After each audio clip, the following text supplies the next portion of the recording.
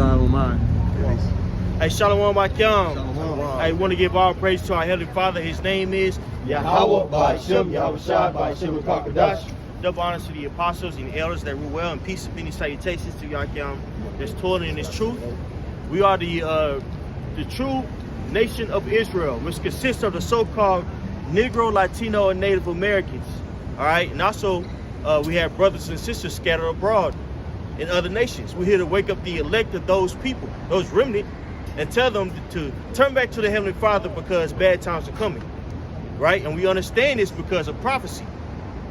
If you believe in the scriptures, and if you say you had the spirit of who the word called Jesus, which his name is Yahawah, then you will be fixated on prophecy, because that's coming on the planet Earth.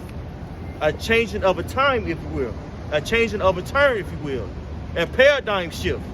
One nation will fall and the other will rise. And we're here to prescribe you what's about to happen by the scriptures. Go ahead, brother. This is 2nd Ezra chapter 15, verse 1. It says, "Behold, speak thou in the ears of my people the words of prophecy." That's right, the so-called Negro, Latino, and Native Americans. You consist of the true nation of Israel. It's not a black thing. It's an Israelite thing. And you have received, you so-called Latinos have received an ample amount of oppression yourself. We're here to tell you why also. Because you are the nation of Israel. Right, okay? Right? That was prescribed to sell over here. This is why they hate you so much, yet they need you so much. You so-called Latinos. All right? Real quickly, I want to prove what I said. Go to 2nd Ezra 13 and 40.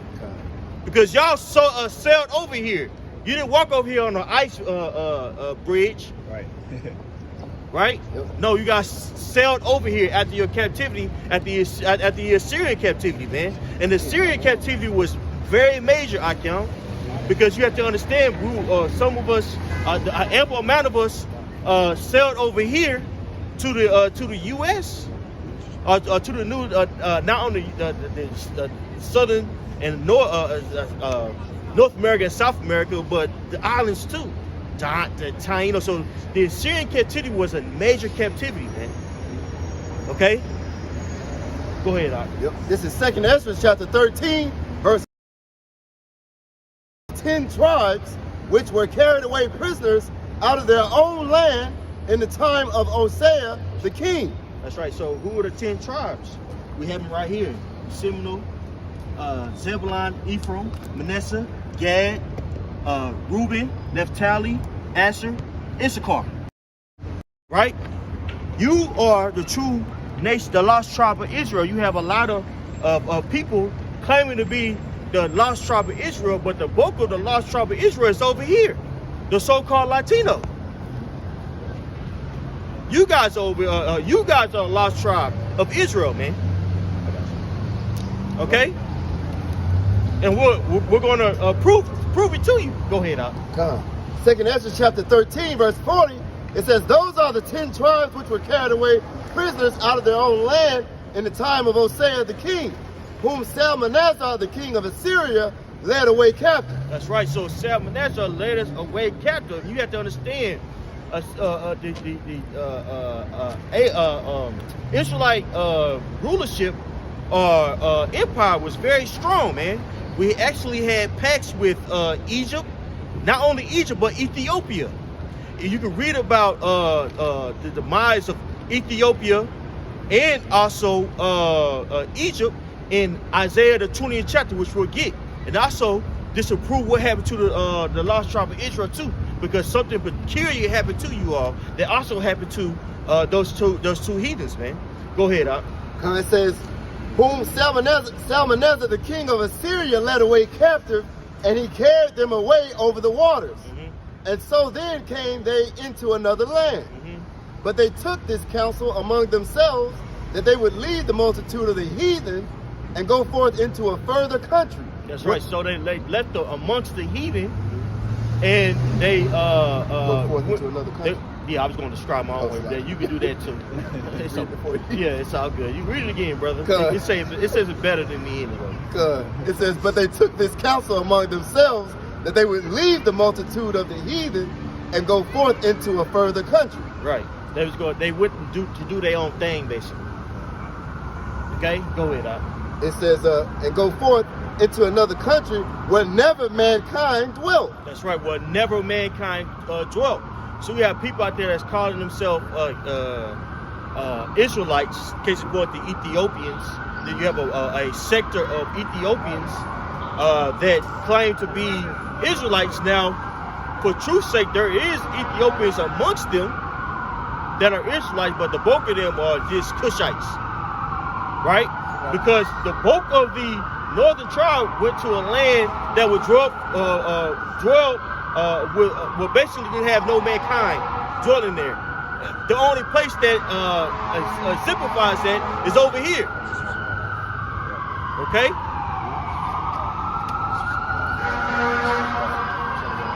You ask precept? Go ahead, Doc. It's the book of Jeremiah, chapter 3 and 18.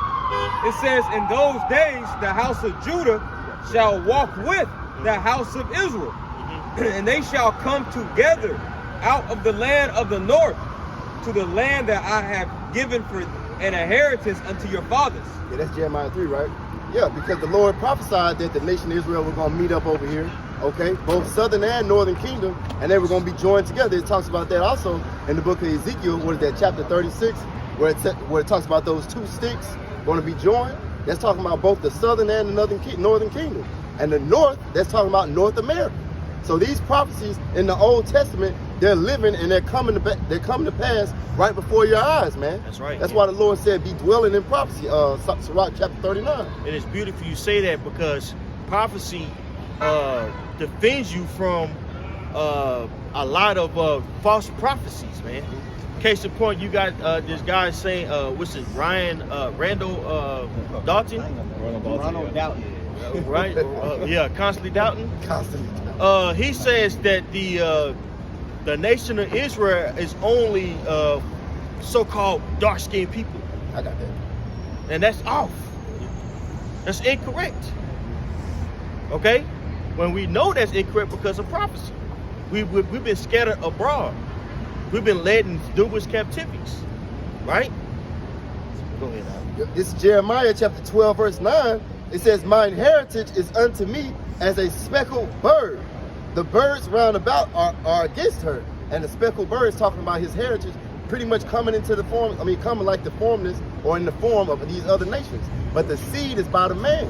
So even though an Israelite man lays down with another heathen nation woman and has a baby, the skin tone, okay, or their mannerism might goes back to the nation of Israel. That's right. That's right. Brother, did you have something? Hey, that's just a carnal way of looking at things. When you understand it, 2 generations down, somebody can look like a completely different nation. We always use the example of Blake Griffin, his son. Now you take that a step further. The kids of Blake Griffin's son would not look like us at all. So that's a very carnal way of looking at things, and you have a lot of people who know they're Israelites who look at it that way. Hey, I got another example for y'all. Okay, go ahead. I just started the other day. Patrick Mahomes. Yeah. Bruh, his mom is an Edomite, his wife is an Edomite, his dad charcoal black. Yeah. But you see how he look. His son, forget about it. Not gonna look like When Patrick Mahomes, the fourth come, you can forget about that. You know what I'm saying? But you can see the deterioration that the priest going into. That's right. That's why the important thing when dealing with when people come up and all that, use the word and you discern with this to discern their spirit. If this resonates with somebody and they can accept it, that's the closest thing to finding out if somebody really is an Israelite. You understand? You can't just go by what you see with your eyes, man. The Lord don't operate that way. He didn't pick the most elegant looking men. You understand? So we can't see that way. That was it on that. Very beautiful. You had something? I had a precept too. No, go ahead. It's Jeremiah 50 and 33. It says, thus saith the Lord of hosts, the children of Israel and the children of Judah were oppressed together, and all that took them captives held them fast. And in this land, in the north country, like the brother went into, we're oppressed together here as well. There's so many things that you can use to key in, okay, who are the people that fit these curses, that fit this situation? But with most people in the Christian church, a lot of other camps, they don't use these indicators to identify who's who. And the big person that's being identified in this time is, of course, the wicked. All right? That's beautiful. Beautiful. And as the what's like, well, he was just reading 2 Ezra 13 chapter, speaking about the land of Arcery, right? This is off of the Jewish encyclopedia, going into that word Arcery, right? Spelled Arzareth. It says the name of the land beyond the great river, far away from the habitation of man, in which the 10 tribes of Israel will dwell, observing the laws of Moses until the time of restoration. According to 2 Ezra 13 and 45, Columbus identified America with this land. Woo! And that's why he used the Apocrypha on his voyage over here. So he knew precisely where he was going. And he knew what he was going to do when he got here, man. You know? Eugenics is one, yeah. Eugenics, but it's another term. We're looking for a particular term, meaning that to try to like when a dominant population wants to breed out another population. Yeah. Well, this happened to the northern tribe. Genocide? Well, genocide is killing them. It's killing them, breeding out. Yeah. You know? He said selective breeding? Selective breeding, it was a term. It's a word for it. Yeah, because you have to understand, a lot of Gadites, a lot of the northern tribe, they were actually put into assimilation, not only assimilation school, but after assimilation school, where did they go? They were adopted. Yeah. So it was totally cultivated in the ways of Esau Edom. So a lot of people out there that you might think is a northern tribe or even I dare say a heathen are in fact Israelites, man. Yeah. This thing of ours is really heavy. Yeah. But we understand by prophecy where the Israelites will be. Okay? Let's go back and let's finish that. 2 Ezra 13. Come on, brother, please. This is 2 Ezra chapter 13 and verse 42. It says that they might there keep their statutes, which they never kept in their own land, and they enter into Euphrates by the narrow passages of the river. Mm-hmm. For the Most High then showed signs for them and held still the flood till they were passed over. Mm-hmm. For through that country there was a great way to go, namely of a year and a half. That's right. So it took a year and a half to get over here, to sail over here, man. Right? Now you had the Hamitic people that actually knew about this place, man. King Solomon would send them over here to get wood. If anybody know that precept. In Kings. Yeah. Right? I think it's like Hiram. Like I want to say like the 17th chapter. Don't quote me on it. Go ahead, I got it right. You got it? This guy. It's 1 Kings chapter 10 and verse 11. And the navy also from Hiram that brought gold from Ophir brought it from Ophir great plenty of almug trees and precious stones. No, that Ophir, that's talking about an area that's actually known. Yeah, so that it wouldn't be that one, but that's a good one though. Some people congest that. Some people think that Ophir is actually Africa. It's a word. It's a way of saying Africa. Just for edification. Okay. Let's go back to that. Okay. We don't have to grab it if we can't find it. Okay. This is 2 Ezra 13 and 46. It says, Then dwelt they there until the latter time. That's right. So they're dwelling. The nation of Israel is dwelling here until the latter time. This area, an area that was not dwelled by mankind. Okay. All right. So we're here to give prophecy and let the true nation of Israel rise up and be erected in the latter days, man. One, so we can help seal up the elect, so we can receive our crown, so we can get the heck up out of here, man. In a huge way that we know it, we're at the latter end, because what we see throughout the world, we see mass carnage, we see death at an exponential rate, we see starvation happen not only in third world countries, but it's happening more often here in the U.S. They're actually saying that a lot of people are not going to be able to get the amount of food stamps that they were getting, right? Because that industry is slowing down. They're not able to hire as much people, right? So there's an economic downturn, and with that, less benefits. So, but what also is going on? Inflation. Now, here recently, down here in Texas, it might be different for different places. My wife went to the store and to buy some eggs, and them jokers was over $5 for a dozen. So you can imagine other things going up too in the near future. What is that going to cause? Well, that's going to cause what? You was in 2 Ezra 15 chapter at first? Yep. Let's go back to it. 2 Ezra chapter 15, verse 1, it says, Behold, speak thou in the ears of my people the words of prophecy, which I will put in thy mouth, saith the Lord, and cause them to be written in paper, for they are faithful and true. Fear not the imaginations against thee, let not the incredulity of them trouble thee. That's right. That speak against thee.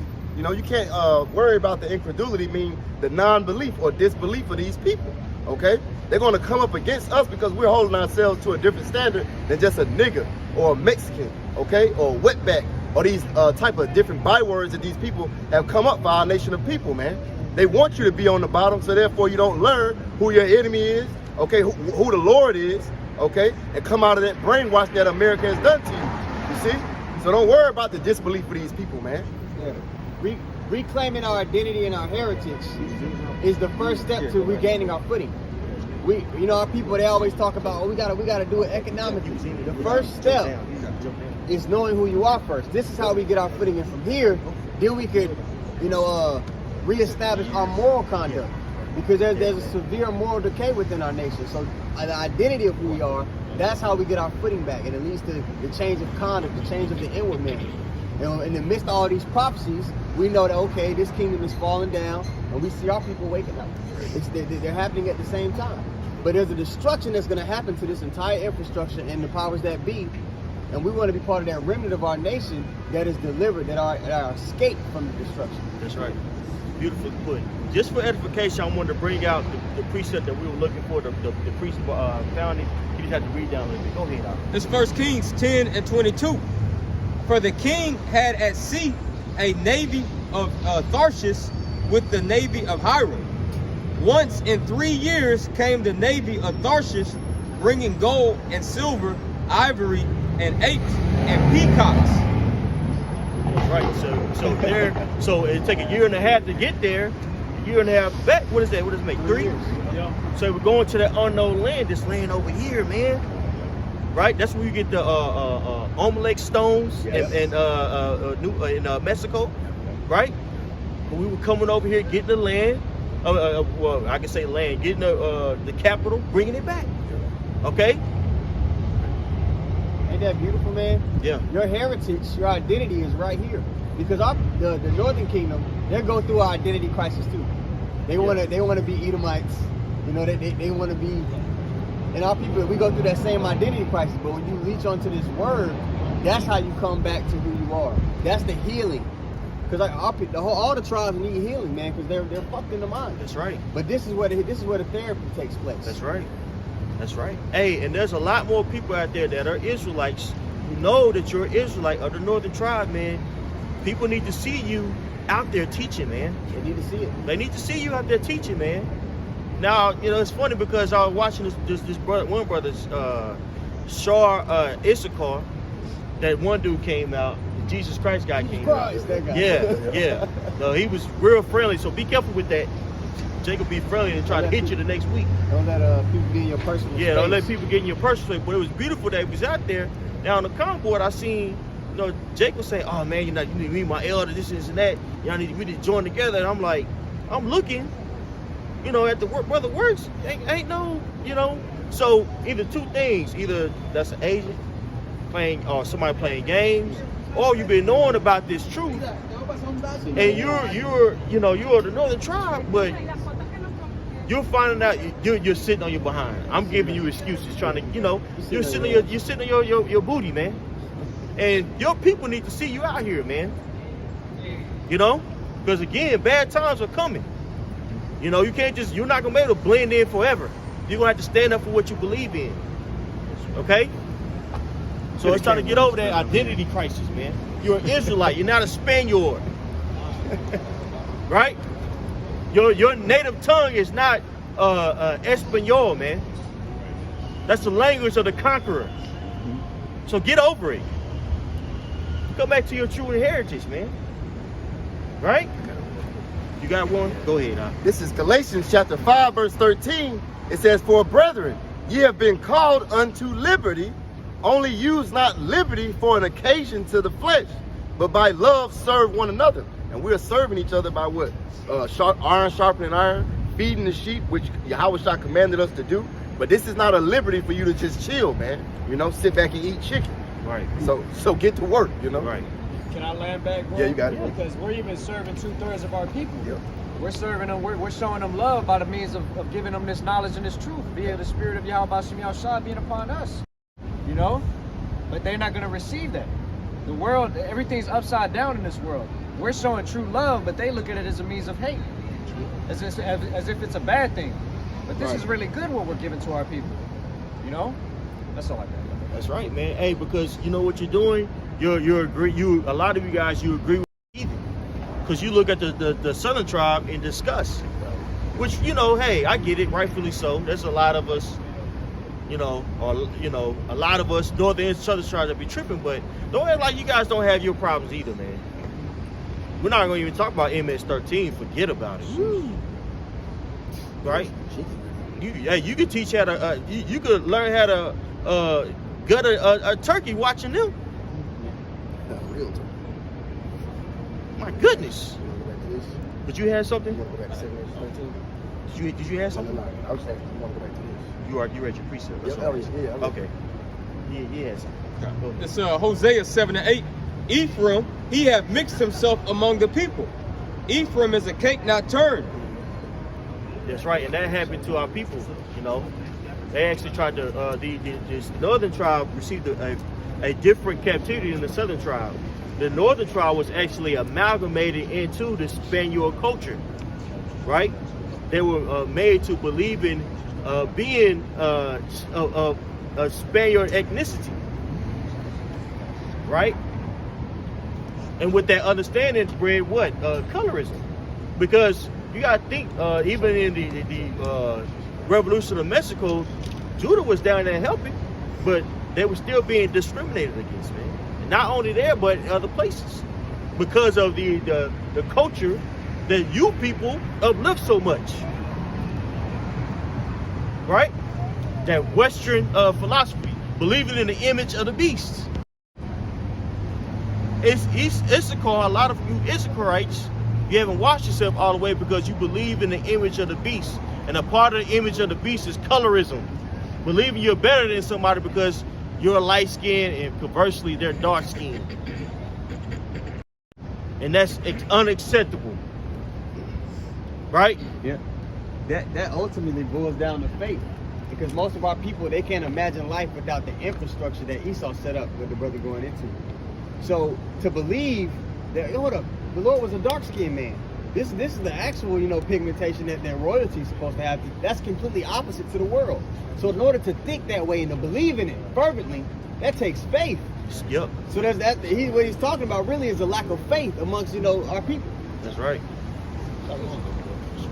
Hey, you gotta understand, like the northern tribe, you go to certain clubs, even down here in Texas, they have it to where people are performing in blackface. Yes. Right? That's known. Racism is very known in the northern tribe. Right? So to come against that and say no, the Lord is actually a dark-skinned man, that takes a lot of faith to come out of that mindset. And a lot of you guys, you have the license to be racist because no, I'm just Mexican. Nah, man, you still thinking like the heathen, man. And the Most High gonna destroy you for that if you don't wake up. A lot of you guys, man, that know you're Israelites, you need to buckle down, man. It's time to wake up. It's crunch time, man. Stop playing games. Go ahead, I'm gonna read this real quick precept right here. Shalom, elder. This is Micah chapter 7, verse 5.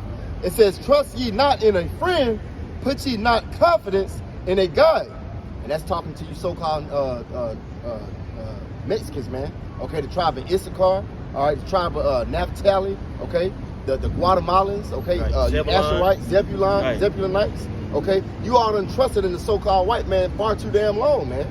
You know? And that was the same thing that was a catalyst to the northern tribe being destroyed in ancient time. That's correct. Why is that? Because you trusted in the Egyptians Yep. and the Ethiopians. Now the Ethiopians are in your stead. They done convince everybody that they're the Israelites, and you're the Israelite. And trick you out your position. Position you at, trick you out of your position. Got it? Go ahead. Hosea 7:11. Ephraim also is like a silly dove without heart. They call to Egypt, they go to Assyria. Ooh, break it down. Okay, I'm gonna read it again. Ephraim, right, which Ephraim is the head of the northern tribes, right? It says Ephraim also is like a silly dove without heart, meaning without mind.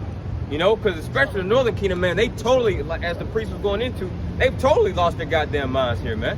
Right? Thinking that they're the white man, you know, that they have some type of equality with him because their skin complexion is closer to his, right? Or they have their own so-called country or whatever, right? You're a silly dove without mind. And you don't have your own country.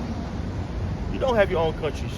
People forget about the atrocities that have been done by these corporations, i.e. Esau, Edom, to the natives of South America, man. Hey, corn being subsidized due to the agreement of NAFTA destroyed the economy of Mexico, because corn was subsidized. And all that subsidized corn pumped into the economy of Mexico. And they tell you guys to get it together, things like that. You need to, go back to your land. Well, North America under Bill Clinton destroyed that land, man. Think about the CIA operations in Nicaragua when they was funding Escobar, that maniac, right? To do what? To pay for Cold War operations. And flooding the northern tribe, the southern tribe with crack cocaine. Also the northern tribe with crack cocaine. And you guys haven't been the same since your community. Just like the so-called Negro, you all have a high percentage of your population males locked up. Yep. I'm talking about for heinous crimes. Well, Okay. They say what is 60%. I looked at the numbers about 2 years ago. It said 60% of so-called black homes don't have a father. Right. But the Latino tribes, they think it's like 46%. That's still really high. That's damn near Still half. high, bro. So you guys are under the curse the same way we are. It hits us a little harder because we're the chief tribe. But at the end of the day, you need to be out, like you went into earlier. You guys need to be out there doing the work as well. People need to see that. Yeah, people need to understand that. Hey, because Issachar is living in poverty. In Mexico and South America, it's poverty, immense poverty. So you guys have each other, but the reason why you're with each other is by sheer survival. Okay, people forget that, man. Our people aren't free. I don't know why you guys are acting like you are. Hey, that's why Ephraim and Judah be so close up there in New York, man. In them ghettos up in New York, okay, in the Bronx, okay, Staten Island, all those major like ran down areas up in New York. Ephraim and Judah be tight together, man. Yeah. Because our people are oppressed together, man. You so-called the Northern Kingdom, you all living in poverty just like Southern Kingdom, man. Hey, Florida too. I grew up in Florida, right there, in the same conditions, man. And you start to realize when you're next door with the people, like, damn, we going through the same shit. Yep. And what's fucked up is people will monetize your situation or your plight. Hey, in Tokyo, you have it to where the Ammonites, they're dressed up like people from California. I forget what they call themselves. I know you're talking about. Yeah. The whole Lat culture. Yeah. You know what I'm saying? Is that gringo? Not gringo, but I forget what they're called. But they have a whole sect of Ammonites that copy that culture. The Latin culture? Yes. Yeah. Like the Dickies and The Dickies, the long shorts. Oh yeah, I know what you're talking about, bro. The Yeah. Everybody be walking around in Dickie suits. They had Dickies, and then they had the Yeah. chain on their belt. Yeah. That actually is still that culture, bro. Yeah, they had the perms, Yeah. the slick backs. Yeah. You know what I'm saying? So y'all made a mockery too, just like us. Okay? What Paul Mooney said, everybody want to be a nigga, But nobody want to be a nigga. What you got? Isaiah 20? Yeah, go ahead. Did we finish that in second Ezra 13? No, I'm just, if we finish it, it's cool. Yeah, let's make sure we finish that before we go anywhere else. Second Ezra chapter 13. I'm gonna start back at verse 46. It says, "Then dwelt they there until the latter time, and now when they shall begin to come, the highest shall stay the springs of the stream again, that they may go through. Therefore sawest thou the multitude with peace." That's right. So we just read that they were left out of the region, was going to an area that took them about a year and a half to get to where no mankind dwelt. Okay, and the Most High, they went through Euphrates, and Most High held back the wind so they could pass through it safely. Go ahead, Al. This is second Ezra chapter 13, verse 48. It says, "But those that be left behind of thy people are they that are found within my borders." Now, So you actually had some that stayed back. Yep. You know, but he said within my borders, though. You know, a lot of them went. A lot of the northern tribe went with the southern tribe. I went to Judah. Judah was still intact after the Assyrian captivity. Okay. Okay. So we already got it. Okay. Good. I just wanted to make sure. Let's get back. Let's go back to Isaiah 20 because we was proving the point that our people over here are comfortable because they have these pacts with these heathens, chiefly with Esau, Edom. Go ahead, Archie. It's Isaiah chapter 20 and 2. It says, "At the same time spake the Lord." You want to start at 1? It's Isaiah 20 and 2.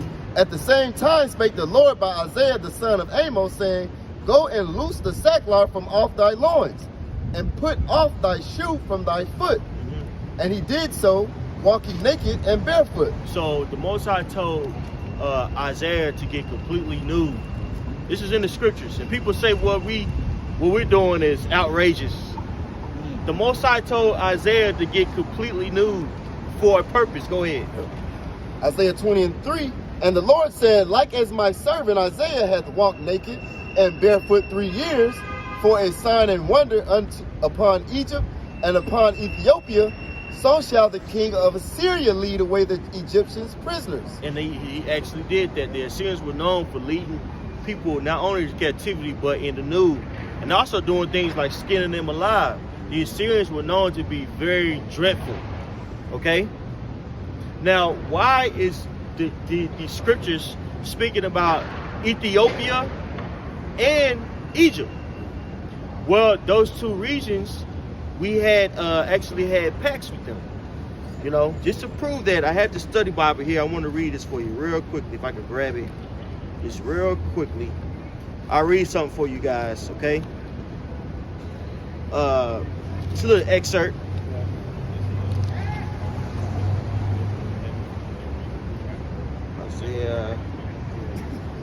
Isaiah 18. Now, Isaiah 18, this is a commentary that I have. The reason why they pointed these two out is because Egypt and Ethiopia were strong forces, and they were allies with Israel. Okay, so when you read in Isaiah, just for edification, when it says, "Woe unto you that go down to Egypt for help," that's talking about ancient Egypt. That's talking about the northern tribes believing in Egypt's military strength, much like today. The northern tribe still does that, so you could tie that back in. But this for edification, I'll read this for you guys, man. Isaiah 18 and 18, this is commentary on it. It says, "The prophet now pronounces woe, destruction unto the land of Ethiopia," which is Cush. And it literally says in parentheses, Cush. which rose to such power that it overran all of Egypt in 715 BC. The Ethiopian dynasty was this of this period was headed by Sebuku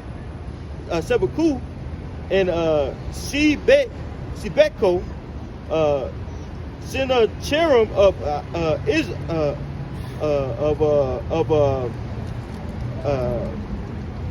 Assyria, finally crushed the Ethiopian Egyptian forces at El Tekeh in 701 BC. So this was a region that was ruling at the time, man. That were, prominent. And at the time, what was the capital of Syria. not Assyria, of the northern tribe? They were doing substantially well at the time, man. Right? It was known for a city of capital. And the Most High told them, look, you're going to be destroyed. So much like now we're telling the northern tribe, much like now, Samaria. You're correct, Samaria. Right? It talks about that in Amos also. Much like Samaria was known to be dominant at the time, right? This place is known to be dominant. Babylon the Great, because of its pacts. So we're telling the northern tribe, guess what? You believing in this place, man, you're still going to be destroyed by the Heavenly Father, man. That's right. Okay? Your pacts are not going to save you. All right? You got something? I had a precept to back up. Go ahead. This is Isaiah 7:9. And the head of Ephraim is Samaria. And the head of Samaria is Remaliah's son. If you will not believe, surely you shall not be established. That's right. There's more. Is there more on that? Yeah, there is more. Verse 10. Moreover, the Lord spake again unto Ahaz, saying, Ask thee a sign of the Lord thy power. Ask it either in the depth or in the height above. Now Ahaz was actually righteous. He was a king of the southern tribe. Okay, and he got into some trouble, and the Most High told him that he was going to be delivered by the prophet. He said, look, you can ask you anything you want to, and the Most High tell you through me. He's like, I'm not even supposed to play with the Lord like that, man. You know? He said, look, this northern tribe, actually going, the northern tribe is coming against you. Look, the northern tribe is going to fall. They're trying to come against you, but they're going to fall right along with Samaria. Go ahead. Verse 11. Lord thy power, ask it either in the depth or in the height above. But Ahaz says, I will not ask, neither will I tempt Yahawah by Shemel. And he said, Hear ye now, O house of David. Is it a small thing for you to weary men? But will you weary my power also? Therefore the Lord himself shall give you a sign. Behold, a virgin shall conceive and bear a son, and shall call his name Emmanuel. And this is talking about Yahawah, right? So he gave him, actually, in the midst of giving him an answer, he gave him prophecy, which we've been going on this whole time. You know, full circle, we're talking about prophecy here. And a huge prophecy is Yahawah returning. But in order for Yahawah to return, certain events had to go down. The northern tribe have to go into captivity. Right? Assyria had to be destroyed, man. Go ahead, God. Verse 15. Butter and honey shall he eat, that he may know to refuse the evil and choose the good. For before the child shall know to refuse the evil and choose the good, the land that thou abhorrest shall be forsaken of both her kings. That's right. The land that thou abhorrest shall be forsaken of both her kings. Where's that land that that he hated? That's talking about the northern tribe, and that's talking about Syria. You know what I'm saying? Not Assyria, I believe it's Syria, right? Go ahead, Verse 17, the Lord thy power, Yahawah by Shemel shall bring upon thee, and upon thy people, and upon thy father's house, days that have not come from the day that Ephraim departed from Judah, even the king of Assyria. That's right. Go ahead, Doc. And it shall come to pass in that day, said Yahawah shall that the Lord shall hiss for the fly that is in the uttermost parts of the rivers of Egypt, and for the bee that is in the land of Assyria. And they shall come and shall rest all of them in the desolate valleys, and in the holes of the rocks, and upon all thorns, and upon all bushes.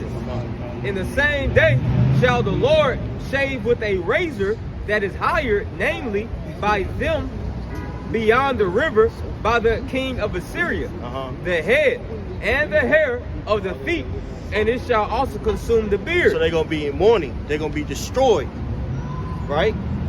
This is going to happen. This happened to those that was coming against the southern tribe, right?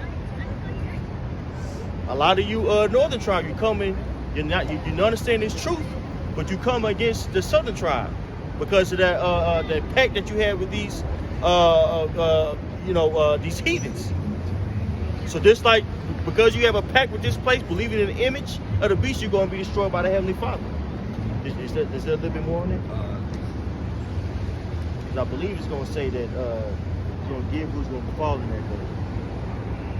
Okay, I'm not going to worry about it. Yeah, it don't look like it. Don't look like, okay, don't worry about it. I had another thing. Go ahead. Isaiah 11:13. The envy also of Ephraim shall depart, and the adversaries of Judah shall be cut off. That's right. Ephraim shall not envy Judah, and Judah shall not vex Ephraim. That's right. So eventually the Most High is going to set things correctly. But the Most High is going to destroy a lot of you all, man, if you don't repent. And we know, according to prophecy, a lot of people are going to die. If you don't understand the scriptures, you got to make sure for yourself that the Most High doesn't destroy you. Off of because you haven't,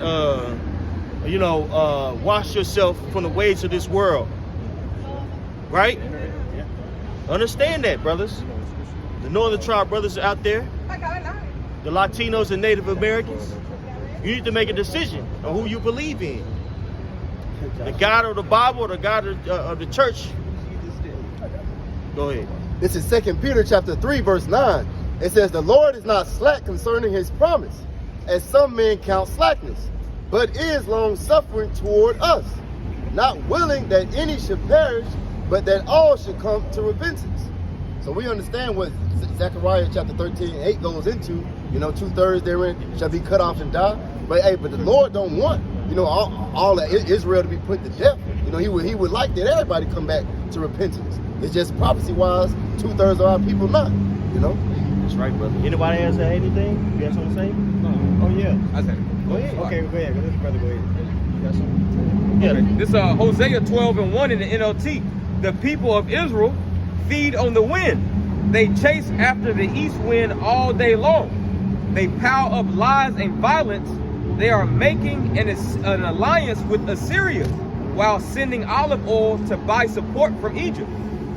So they're basically they were making pacts underhanded, right? And because they didn't want to serve Assyria, they end up being destroyed by those alliances that they had, right? That's why Egypt keeps coming up. Anybody else have something else? Yeah, man. So everybody's being confronted with that choice.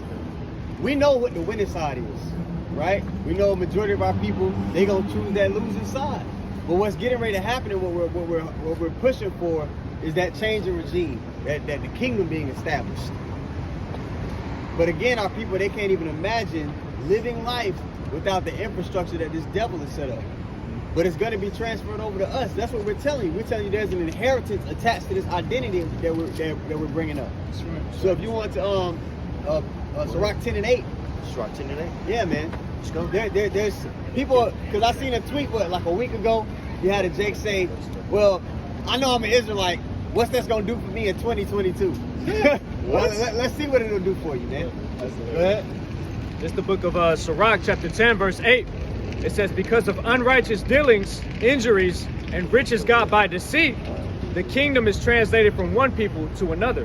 So the rulership, the dominion of the earth is getting ready to be transferred over from the Edomites because the earth was given into their hands.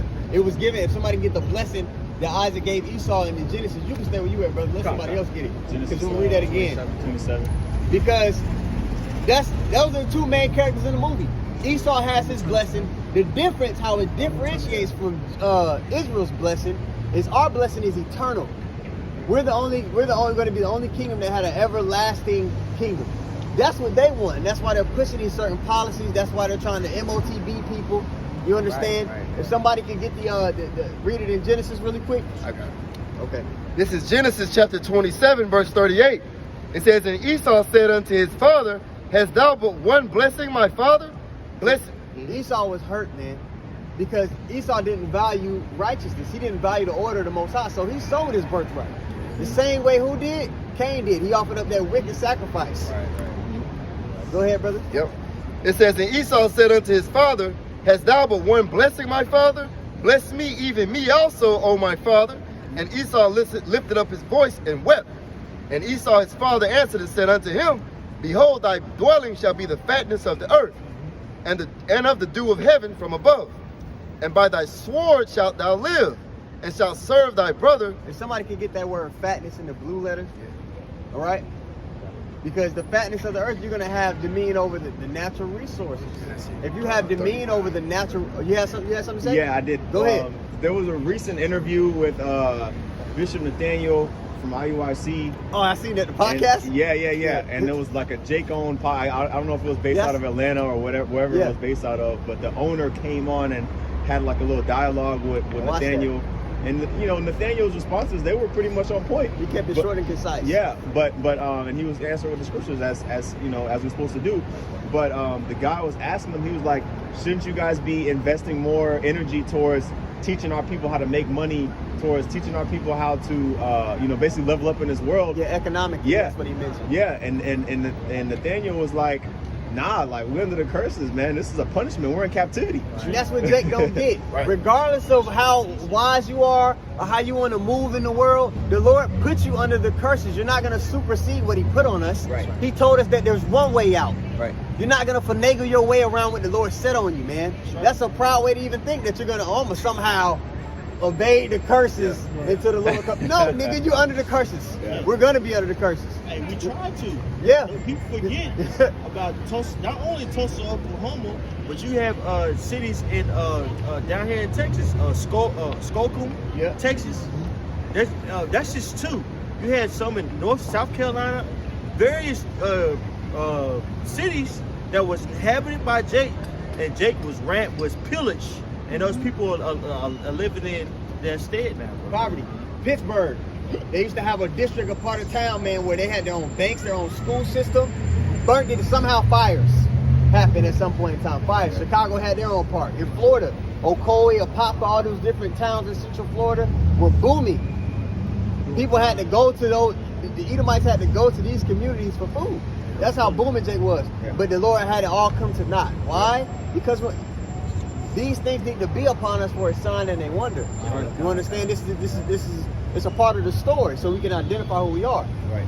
But somebody got that word fatness? Yeah, this is fatness. It's strong H4924, and it's Mashamna, and it says fatness, fat piece, fertile place, richly prepared food, olive oil, stout, vigorous, fertile spots or places. Fertile spots. If you have the fertile spots or places upon the earth, that means you have the natural resources of the earth. Now, if you control the natural resources, that gives you dominion over the people, over the lands. Okay? So the dominion of the earth was given into this man's hand. Job 9:24. The earth was given into the hand of the wicked.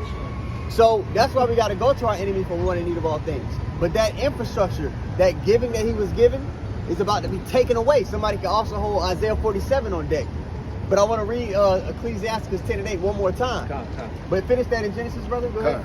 Genesis chapter 27 and verse 40, it says, and by thy sword shalt thou live, and shalt serve thy brother. Now, the scriptures are going to tell you that, look, before the Lord comes back, there's going to be a particular people in rulership. That people is Esau. They're also linked with being the wicked in the scriptures, right? That wicked being revealed, like it talks about in 2 Thessalonians. And it also talks about them living by the sword. these people live by the sword. You're giving all these different clues, the little Scooby-Doo clues, to identify who this man is. All right? That's it on that? We can go like Yeah, a little bit more. Go ahead. It says, and shalt serve thy brother, and it shall come to pass when thou shalt have the dominion, that thou shalt break his yoke from off thy neck. So he broke that yoke during what period, brothers? Brothers know? Renaissance. The Renaissance period, the rebirth. He came back into power, man. So everything's documented. You got to be able. The Lord has to send his men so he can put these pieces together for you guys, right?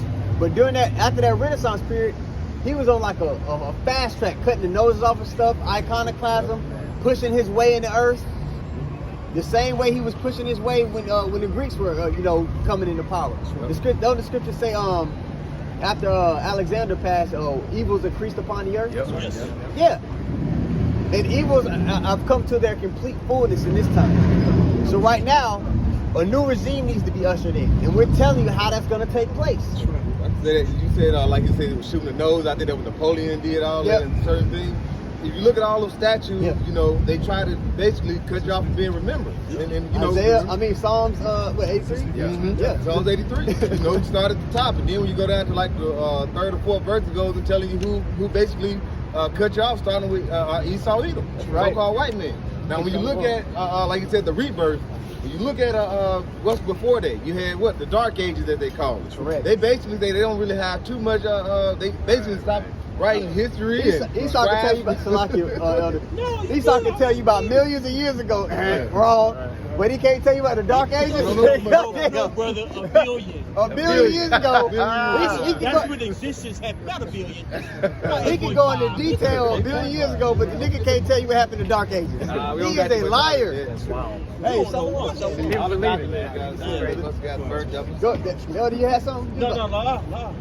Black Plague, the plague helped destroy everything. That lets you know the devil. He basically cut everything off. He tried to cut everything. That's why he didn't want you to know anything. He found out, we used to be rulers. All right? We used to be kings. Yeah. You wanted that Sirach again, Yeah, one more time. This is the book of Sirach, chapter 10, verse 8. Because of unrighteous dealings. Dealings.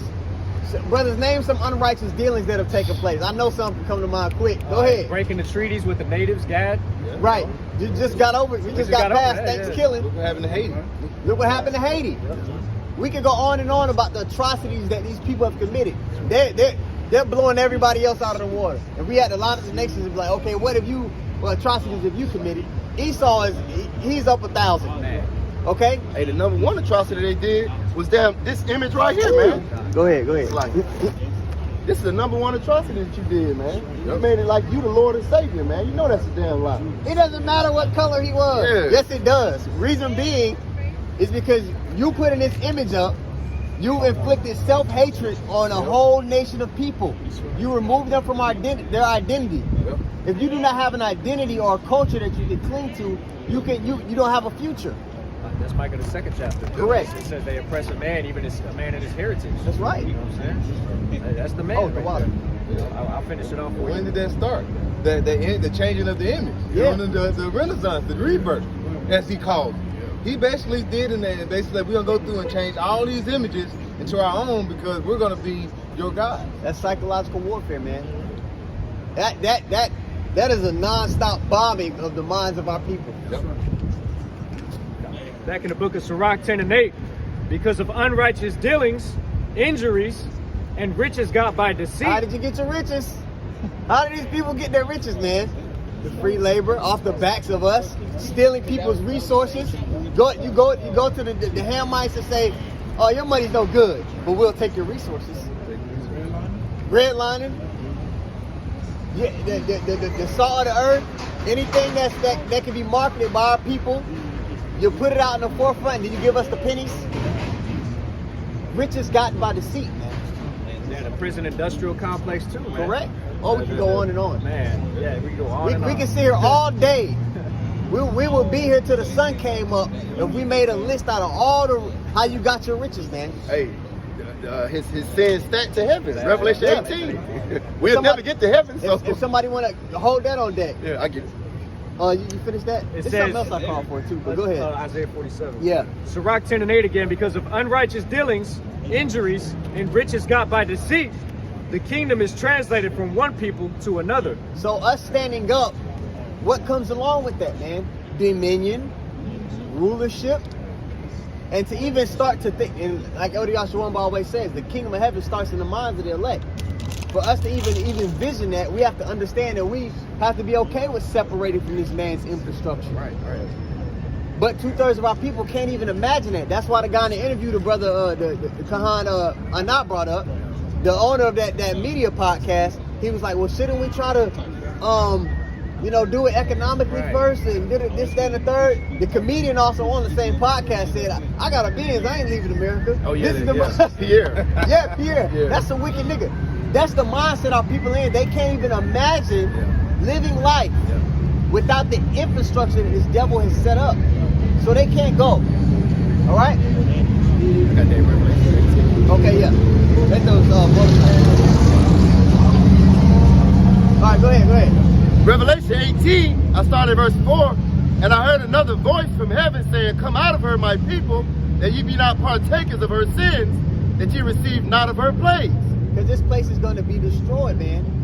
And we've even been given the playbook on how it's going to be destroyed. Somebody want to get Isaiah 9:5? You understand? There's a destruction that's going to take place here. This place isn't going to continue on forever. Right. That's the inward thought of the wicked. Let me go get that while y'all get that precept. Because the inward thought of this devil is that he's going to create his own pseudo blessing that he can have an everlasting kingdom. And 2/3 of you people, of our people, believe it right with him. All right, you got it? Isaiah 9:5? Yep. This is Isaiah 9 verse 5. It says, for every battle of the warrior is with confused noise and garments rolled in blood. So every war up into this third world war that's getting ready to take place, that's prophesied about, has been fought a particular way. Go ahead. But this shall be with burning and fuel of fire. Burning and fuel of fire. So when the prophets were describing the visions that the Lord showed them of the nuclear missiles, all right, of the rolls, they were using the words best accessible to them. They were describing it the best way they could. Right. But this third world war, the way it's going to take place is by those ICBM missiles, man. That's right. It's gonna be that new cleansing agent. Yep. Go ahead, brother. Verse 6 it says, for unto us a child is born, and unto us a son is given, and the government shall be upon his shoulders. It's talking about Yahawah. He's the son that was given, and the government is going to be upon his shoulders. We want to be a part of that government. Right. We're auditioning for kingship, man. Right. We're following the instructions that the Lord gave us so we can be a part of that. Okay? We want to be a part of that ruling body within the kingdom of heaven. Right. Now, if you're a part of the regular 1/3, that's fine too. But we're striving to be a part of that government, man. Right. You understand? Read that verse 6 again. Hey, if I can say something Okay. too, this is the testing grounds too. Yeah. Okay, it's not at home on your computer, on your keyboard. Okay, in some harlot house, in the Christian Baptist or whatever denomination church. This is the testing grounds. Yeah. You see? Jake love being on that keyboard. Yeah. Jake fingers got triceps and biceps and traps, all kind of shit. Go ahead. I say something too. The testing ground, like you said earlier, bro, is in your mind, bro. Yes. You know what I'm saying? Because in your mind starts the desire to come out and serve the Lord in sincerity and truth. And then with your actions, that's when you come out, you know, and you start to listen. Just, you know, brothers think, oh, I want to be put on the camera preaching. Yo, just coming out to the camp and listening in the flesh, that takes faith, man. You see? That's why you don't see, you don't see everybody that watches videos out in the camps watching the camps in the flesh. You see only the ones that are sincere, consistently coming out to the camp. Right? See? And we know who they are. You know what I'm saying? Well, first of all, Yahawah knows who they are, and their works are known with the Most High. Yeah, that battleground, like the priest said, man, is in the mind. This is the fight that you got to fight. Go ahead, brother. The scriptures tell you this. This is Galatians chapter 5, verse 16. This I say then, walk in the spirit, and ye shall not fulfill the lust of the flesh. And that's what you got to do to become that new creature. You got to be like, empty your cup with Karate Kid. Empty your cup, Daniel's son. You got to really empty your cup, man. Because all the stuff that you learn here on this side has been filled up with ways that are perverse to the instructions of our Father. Go ahead. Verse 17, for the flesh lusteth against the spirit, and the spirit against the flesh. So the battle is with the guy in the mirror. You're the one. That's the guy you gotta overcome that inner nigga. You gotta overcome that inner spick, man, and separate yourself from the mindset of this world, the ways of it. That's why people get drawn to us. They look at like, look how this man moves, and they can't really put their finger on it, but they're like, there's something different about this man. Yep. That's what draws people to us, man. That was it on that? Okay. Like you said, you're supposed to draw out the ways of the world, come out of her. Like you said, read in Revelation 18, that's going to become 18:4. That's physically coming drawn out. But that's Micah 2:10 is the first thing you have to do is get away from the philosophies and the ways of this world. That starts in the life, in the mind. That Revelation 18 is the physical manifestation of us winning that inner fight. That's it. You see? Go ahead. Galatians 5:17, it says, for the flesh lusteth against the spirit, and the spirit against the flesh. And these are contrary the one to the other, so that ye cannot do the things that ye would. And you gotta win that fight. If you don't win that fight, you die. What? That's like, yes, you die. If you don't win that fight with the inward man, you lose. You're gonna fall when the testing time comes. Okay? You're gonna be accepting to do things that are gonna cause you, the Lord, to be like, you know what? He's not fit. Throw that fish back. Yep. You know? That's a squid. Yeah, that's a squid. You can't eat that. That's a unlawful. You understand? Let me read this real quick, because I made that point before we got into that this devil's inward thought is that his kingdom is going to continue forever. Right. That's why he's trying to, defile the temples this time with that MOTB. Right. This is Psalms 49:11. We can also get Isaiah. Bring them out, man. Isaiah 14, all those scriptures. Their inward thought is that their houses shall continue forever. Their dwelling places to all generations. They call their lands after their own names. Who does that? That's Jeffrey, brother. No, that's the Edomites.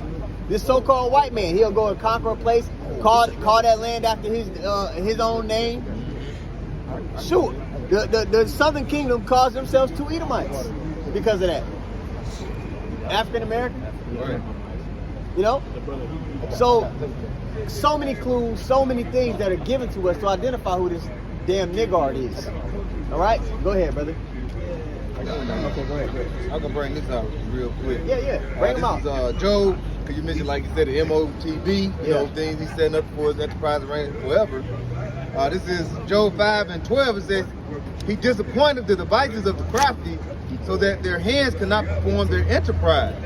All right, and like you said, he's disappointed the hands of the crafty. And what is the crafty? The man that's he's wiser than Daniel, but he's starting to lose that wisdom because of the times, because the Lord is setting them up for what? The okie doke, for the downfall of them. Yeah. So now he's trying to look for something to sustain it.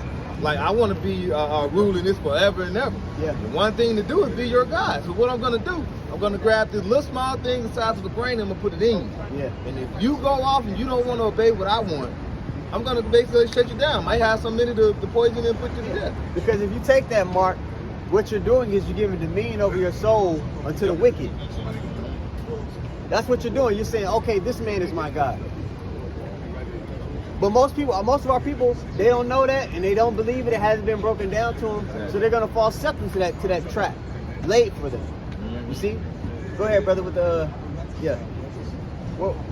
what's Isaiah 47? Oh, okay. Oh, yeah, you can get Obadiah too, because we just read that their inward thought is that their house is going to continue forever, right? But the Lord says something else. Go ahead, brother. This is the book of Obadiah. I'm going to start at verse 3.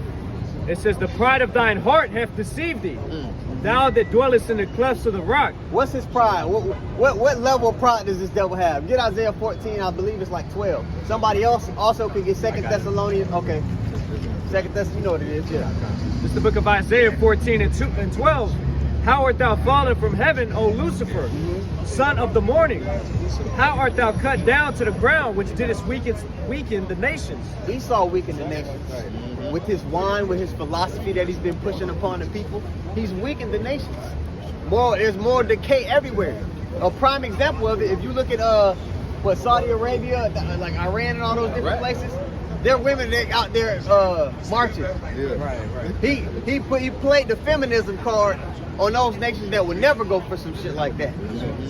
So you see the moral decay is even leaking into those nations that are stone cold about their principles. Right. Thou hast said in thine heart, I will ascend into heaven. I will exalt my throne above the stars of the Most High. I will sit also upon the mount of the congregation in the sides of the north. I will ascend above the heights of the clouds. I will be like the Most High. And what's the guy, Carl Schwab's, what's his name? Yeah, what did he say? He said that the creators of life, they're not going to be the gods anymore. In the future, we're going to be the gods. We're going to be the creators of life. They're saying that they're going to be above the Lord. That's the level of their pride. Yeah, he said almost verbatim, we have the technology that ascends above the God of the Bible. He didn't even say just the gods. He may have said what you said. He specifically took a shot at Yahawah. Exactly. Get that 2 Thessalonians. And if brothers got points, man, make your points. This is 2 Thessalonians 2. I know it's in 3 countries. Start at the top. Yeah, go ahead and start up there, man. Let's get to it. It says, now, verse 1, Thessalonians 2 and 1, it says, now we beseech you, brethren, by the coming of our Lord Yahawah Mashiach, and by our gathering together unto him, that ye be not soon shaken in mind or be troubled, neither by spirit, nor by word, nor by letter as from us, as that the day of Mashiach is at hand. It's coming, man, and we see it even more so in this time. Why? Because of those prophecies. Right. Everything is speaking, man. Everything is speaking. This is an exciting time to be in if you're someone that's a true believer. That's right. Go ahead. Verse 3, let no man deceive you by any means, for that day shall not come, except there be a falling away first, Right. and that the man of sin be revealed. And right now, he's in the process of being revealed. Esau, please come to the stand. He's on the stand, and the evidence against him is being brought out. And people are starting to think, he does own everything. Yep. Why is he so mad that people are saying that he does when he does?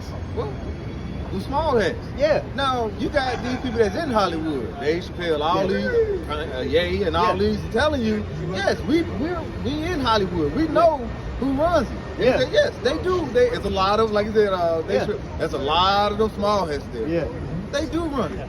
But yet, they get offended when you say that. Why is that? You telling the truth and they're offended by the truth? That sounds like a person that's trying to hide himself. Yeah. And there's only one people I know in the scriptures who's trying to hide themselves. They ain't jabbing. Yeah, you niggas love your daddy Esau, man. Y'all try to get that nigga out. Yeah. Go ahead. God, it says, except there be a falling away first, and that the man of sin be revealed, the son of perdition, who opposeth and exalteth himself above all that is called the Most High, and that is worshipped. Who opposeth and exalted himself above. We just read Isaiah 14. I don't know too many people who are taking direct shots at the Bible and Yahawah, saying, oh, we're going to be better than the God of the Bible. Right. We don't need rain from him. We can make our own water. Right. Like, what's your beef with the Most High? The fact that they're Edomites. Yeah, right, exactly. That's their beef with the Most High. That the Most High hates them. Yeah.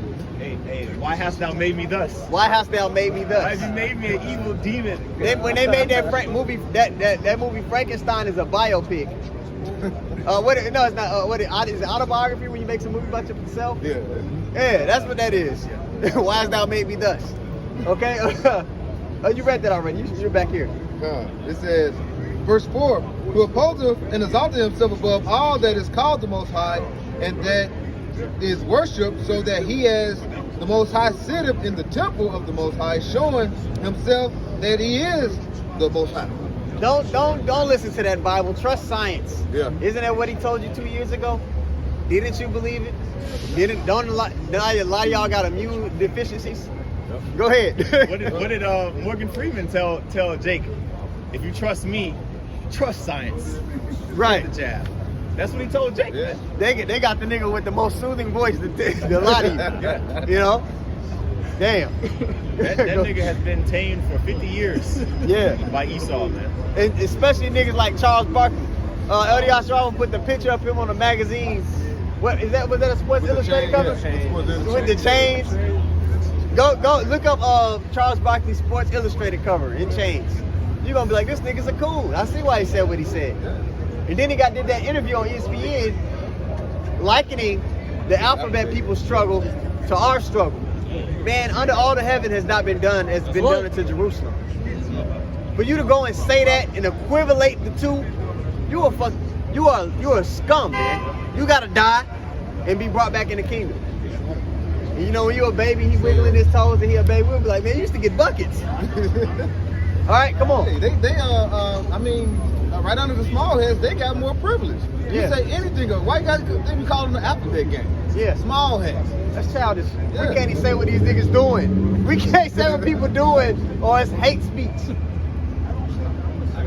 Go ahead. This is the book of Hosea, chapter 4, verse 1. Hear the word of the Lord, ye children of Israel. For the Lord hath a controversy with the inhabitants of the land, because there is no truth, nor mercy, nor knowledge of the Most High in the land. And that's our people, man. You know, Charles Barkley being the key example. And these people, these celebrities, man, these upper echelon of our people that have made it in this so-called made it in this world, they know the truth, man. They know the truth, man. They've heard the truth. They've seen the prophets. Yeah. Especially how long, starting with the apostles and elders, how long they've been out here. They know the truth, man. That's a fact. But guess what? They turn it down for what? For a penny in this world, for a stake in this world. A gift destroyeth the heart. That's it. That's it, man. They know about the truth, but they don't know the fullness of what it entails. They don't understand that, oh, these people are going to be the winners. These people are going to be given a kingdom. They think that, hey, Kwame Yasharala, man, yeah. Yeah, our people waking up. But we win in the end, man. We got the victory. So what these celebrities don't realize is that the man that they're receiving gifts from, the man they're like, I don't want to fuck up a relationship with him. I got a Benz. Right? I got a Benz, I ain't leaving America. That guy is gonna lose. Yeah. And you're gonna lose right with him. You're a house Negro, man. You'll never own the house itself, man. Right. You know, that's why brothers was going into earlier the kingdom of heaven. That's gonna be the only kingdom that ever goes for eternity, man. Everlasting. Everlasting. Because what? Because there will be no wickedness in the nation of Israel anymore, man. No Right. sin, no more sin. Which means we won't offend our God no more. We'll be at one with our power, man. You know, this place got to go first. You know. All right. Obadiah has something. This Romans 10, because one of the like, bro, they know. These celebrities know, bro. This Romans 10 and 18 in the NLT. But I ask, have the people of Israel actually heard the message? Yes, they have. The message has gone throughout the earth and the words to all the world. See? Hey, man. They ain't gonna have no excuse, man. That's why the Lord is using these different celebrities like Kanye West and Kyrie. You know what I'm saying? Because Israel, like I said, had Israel. You know what I'm saying? I said, bro.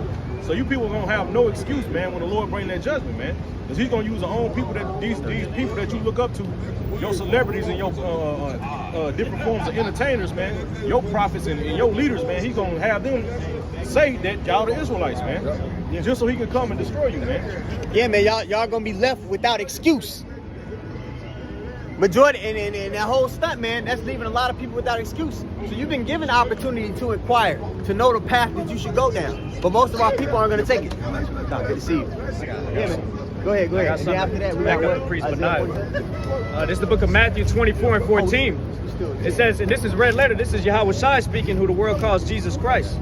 It says, and this gospel of the kingdom shall be preached in all the world for a witness unto all nations, and then shall the end come. And then so we've been given particular things that have to take place one after another to know the order in which things should happen. The scripture said that the line is going out throughout all the earth, man. So and you're seeing it. You're seeing the makings of it, man. There's people all the way in the Polynesian islands calling on the name of Yahawah. You see? Go ahead, brother. I was just going to add a point, like what you had stated earlier about pretty much how Esau doesn't want us to pretty much expose him. Well, you know, that goes 2 Thessalonians 2nd chapter, but also, you know, because this is known as a witness. As the brother just read in Matthew 24:14, and Elder Yahawah just did a video today, right, about, you know, how, you know, in Revelation 11 chapter, it speaks about those two witnesses. Right. Northern kingdom and southern kingdom.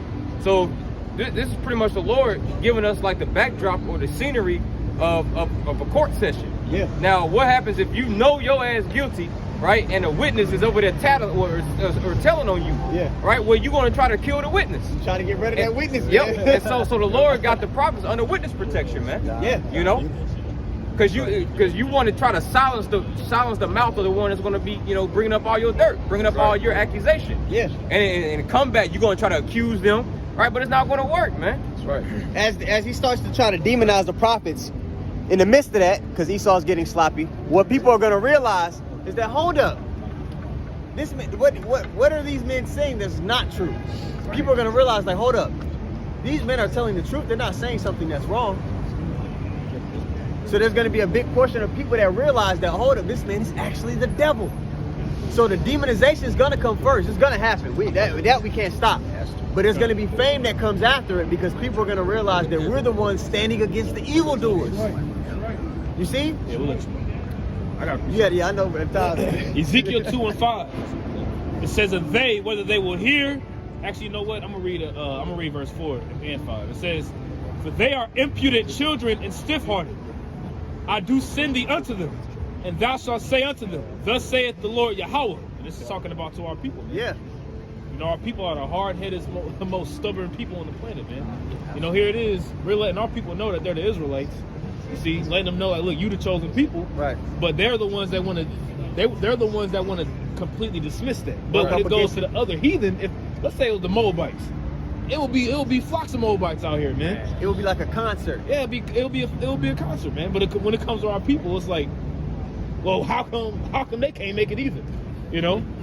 But the prophet, the Lord told the prophet that they wouldn't hearken. Yeah. Now, a prime example of what the brother is reading. Now, I know if you brothers seen that interview with Charleston White, right? Oh yeah. Y'all see the interview with Charleston White? That nigga? Which one? Yeah, the one he was saying. I forgot which one. I ain't like. It was the one he was talking shit pretty much. But what he said in the interview, he said, "What do I want to do with a God that's punishing me for something 2,000 years ago?" Yeah.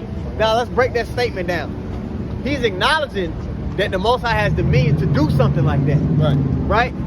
But he's still saying, well, I'm not going to obey him. Right. I'm still not going to do what he's requiring of me, even though he has the dominion to do this to our people. That's stiff neck. You know how, goddamn. Y'all know the saying that your grandparents used to tell you, a hard head make a soft ass? That's Charleston White. But it's like, even so, he was like, I'll be damned, pretty much, for lack of better words. You know, I'll be damned, for lack of better words, to serve a God who's cursing us 2,000 years later. But it's like, nigga, you saying that, you saying you be damned to serve a God like that, but nigga, you under the curses regardless. Right. It don't matter if you want to serve it don't matter if you want to serve him or not. Nigga, you still under the curses. So his solution is to keep being wicked. That's the solution that this nigga came up to. Keep being wicked. Not okay, well, how do I get right so I don't got to be going through this shit? I'm just gonna keep being a nigga. He said they out there standing. He was talking about, you know, the guys in purple. He said they out there standing. They ain't helped nobody. They ain't steal no purse. They ain't steal no purse. They ain't slapped no white woman. I said, this nigga crazy. He's a nigga, man. Yeah, he's a complete nigga. But 2/3 of our people will take somebody like that and lift him up. Yep. Ain't that something? Right. I got one more verse. Okay, go ahead. It says, verse 5, Ezekiel 2:5. It says, "And they, whether they will hear or whether they will forbear, for they are a rebellious house, yet shall know that there hath been a prophet among them." Yes. Hey, and Wisdom of Solomon, the 5th chapter, is a perfect example, because people are going to be going through an inner conflict once they see the men of the Lord being protected, taken up, and they see the destruction coming down simultaneously. They're going to be like, oh shit, I picked the wrong side. But we've been out here, the Lord's been out here, you've been sitting at not the Lord's counsel, like it says in Proverbs 1 this whole time. All this time, the minute cold, hot, raining, thundering, we be out here. Yeah, the 2 Thessalonians, then we'll go to Isaiah 47. Come back in 2 Thessalonians 2, I read verse 3 again. Verse 4, it says, "Who opposeth and exalteth himself above all that is called the Most High, or that is worshipped, so that he as the Most High sitteth in the temple of the Most High, showing himself that he is the Most High." And we mentioned Carl Schwab's guy. I keep forgetting his name. What's his name again? Yeah, that whole ass nigga. Hey man, brothers, he gonna be going from plantation to plantation. Brothers gonna be, I got some work for him over here. Come on. But that's the pride that's the level of pride that this devil has. Right. I believe it. Is it Jeremiah 50 where it calls him the most proud? There's a people that's referenced as the most proud, and that's him. Go ahead, continue. I was gonna do a lesson today, or I'll probably end up doing it tomorrow most likely. But there's an article that came out that Klaus Schwab said God is dead, and the WEF is acquiring divine powers. Ooh, oh my gosh. Nobody questions these people? No, nobody thought to be like, hold up, what do you mean by that? Yeah. Divine powers? Right. Divine, That's like, Isaiah 14. that, we just read 14:12. Yeah, Damn. That's it. Nobody questions what these people have to say. Nobody look at Carl Schwab. He looked like he's a villain in Star Wars. Yeah, sound like it too. Sith Yeah, Lord. yeah, Sith Lord. Nobody even thinks to be like, maybe we shouldn't be down with what this guy's trying to do. Well, one thing our people don't know, our people won't consider, because they don't pay attention. They don't know. A lot of Jake don't know who that is. Yeah, They who I don't know who that is. You know. yeah, I know What he got to do with me? What it got to do with me? right. Shit, they run your economic system. They're the people that have the fatness of the earth, like we Yep. read in Genesis. Okay, these are the people who have the power to cut off your damn with your EBT card or whatever. He could completely change your life, and he told you that he was. Yep. He said we want people to own nothing and be happy. Yep. Bro, him and Bill Gates are literally talking about now having death panels. And if you don't know what a death panel is, pretty much a death panel is like, look, this particular person, even though there's nothing wrong with them, they're useless to society. So the best thing to do, according to law, is to kill them. There's a scientist back in like it might have been the 60s that he was bringing that up. He was advocating. It was in England. He was advocating for there should be people that they're just taking up space. They've been advocating for That might be him in the rear. population control. Yeah. They've been advocating They've for been that. advocating for that, man. And who are the people that they're gonna say is taking up space? Right. You Section 8 babies, okay? You GMO niggas, y'all niggas. Gave you so much. You did so little. Yeah. Don't bring enough to society. Yeah. They just eat and eat and eat, and they're not adding. Useless. Yeah, Useless eaters. exactly. That makes me think of that movie, Hunger Games. That movie, Hunger Games. I that didn't came watch out it. a few years back. Oh, man, yeah. That was basically the concept of that movie. They basically took the undesirables of society, you know what I mean, just poor people, and they had them fight to the death. Yeah. You know what I mean? And it was a game. You Yeah. know what I mean? But it's the same mentality. Squid Game. First off, they separated them in the sections. Yep. You know, they had them in little districts. You know, the poor people was in like Yeah. District 9. Red or lining. something. Right, Yeah, yep. and then it got lower and lower people, and then the elite was in like District 1. So Yeah. they had them sectioned off, just like today. Yeah. You get sub districts. You get a cop following you. You got a raggedy car. Yeah. You got social classes. Hey, boy, what are you doing in this area? Right. You know? Go ahead. Back in 2 Thessalonians 2, verse 5. Remember ye not that when I was yet with you, I told you these things. And now ye know that withholdeth that he might be revealed in his time. He's been, like we said, he's been put under a microscope. The brother gave you the illustration of Esau being brought to the stand. Okay, go ahead. Verse 7. For the mystery of iniquity do already work. Only he who now letteth will let, until he be taken out of the way. And at that time, who was ruling at the time? The Romans. Edomites. There's a clue. The ancient Romans, if you go into the history, you'll come to find out that they're descendants of Edom. Right. So a clue was given there. Continue on. Verse 8. And then shall the wicked be revealed. And he's being revealed now. Right now, he's being made bare. He's being made naked. We're going to get that in Isaiah. Go ahead. Whom Yahawah shall consume with the spirit of his mouth, and shall destroy with the brightness of his coming. So right now, he's being consumed with the spirit of his mouth. Right now, he's being called on all this bullshit. And after that, it's going to manifest in the physical, right? That's right. With the throwing down of his kingdom. Go ahead. Even him. You hear that? Even him. It's a man. Yep. It's a man. It's an actual person. Who is? Why is your pastor not trying to figure out who this person is? Right. You supposed to be Sherlock Holmes. You know, goddamn. This is an open case. We gotta solve the case, man. But we already solved the case over here. We know who it is. We just waiting for the conviction to take place. That's right. Go ahead. It says, even him whose coming is after the working of Satan, with all power and signs and lying wonders. There's a man whose coming is after the working of Satan, meaning everything that he does is going to be contrary to what the Lord said to do. Right. Who fits the bill? Jake will sit there and think hard as he can to make up another nigga. Right. It's Esau. It's a so-called white man.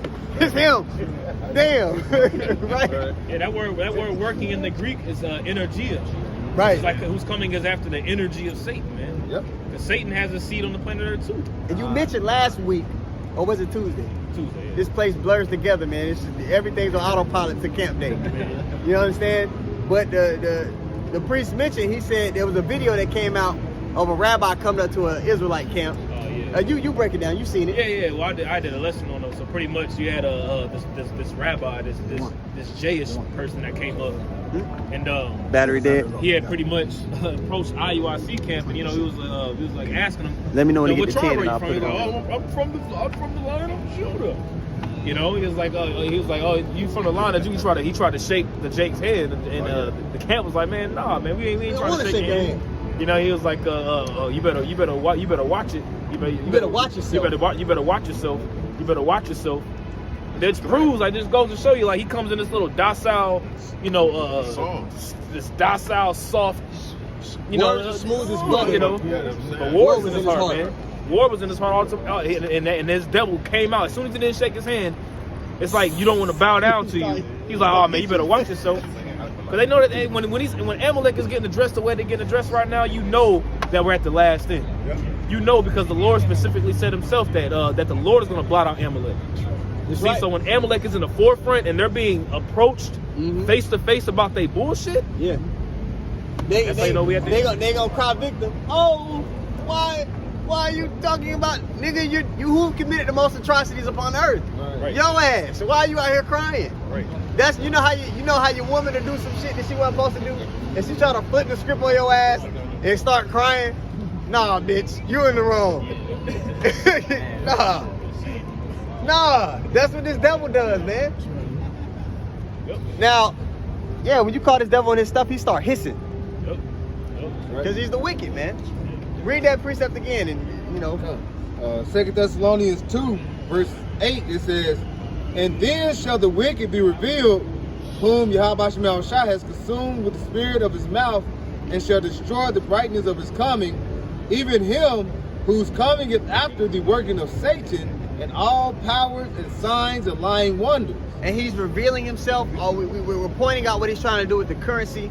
We're pointing out what he's doing with the natural resources. We're pointing out how he's washed over history. And instead of continuing to play his hand, he just flipped over the table. Right. We just mentioned who the nigga was. He said, fuck this game. That's the great wrath. Yeah. That's the great wrath that he's being found out. Yeah, man. That's the kind of nigga he is. You don't even want to be friends with a nigga like that. Right. He losing, he just fucking up everybody. Yeah. That's Esau, bro. Oh, that's a child. That's a kid. Yeah, you win 100 games with somebody, and then you finally lose one, or losing, you ain't even lost yet. Yeah. And you crying and throwing the troll in there. I'm done with this game. He just unplugged the, Yeah, plug the whole he just shit. unplugged the cord. You know what I'm I saying? seen it was a couple years ago. This Edomite was at a Thanksgiving celebration, and I guess his dad said something to him and he didn't like, and he pulled all the food off the table. Y'all remember that video? That's how Esau moved, man. Isaiah 47, man. But that's how this devil moved, bro. And they always want to shake your hand when you come up and you start making sense. Well, I appreciate what you guys did. Get your raggedy ass out of here, man. Right. Rusty ass. Yeah, that's the energy they carry. That's why, you're at work, hey, bud, how you doing? That's the most condescending term. If a man call me bud, I'm acting like I ain't hear him. Yeah, he calls I'm you. not a dog. He calls you boss. He'll call you boss. Hey, how's it going, boss? How's it going, boss? That should be. That shit's frustrating. Isaiah 47. One of you brothers can step after this. One of you brothers can step in for me, man. I've been going. Start from the top. Yep, go ahead. This is the book of Isaiah, chapter 47, verse 1. It says, "Come down and sit in the dust, O virgin daughter of Babylon."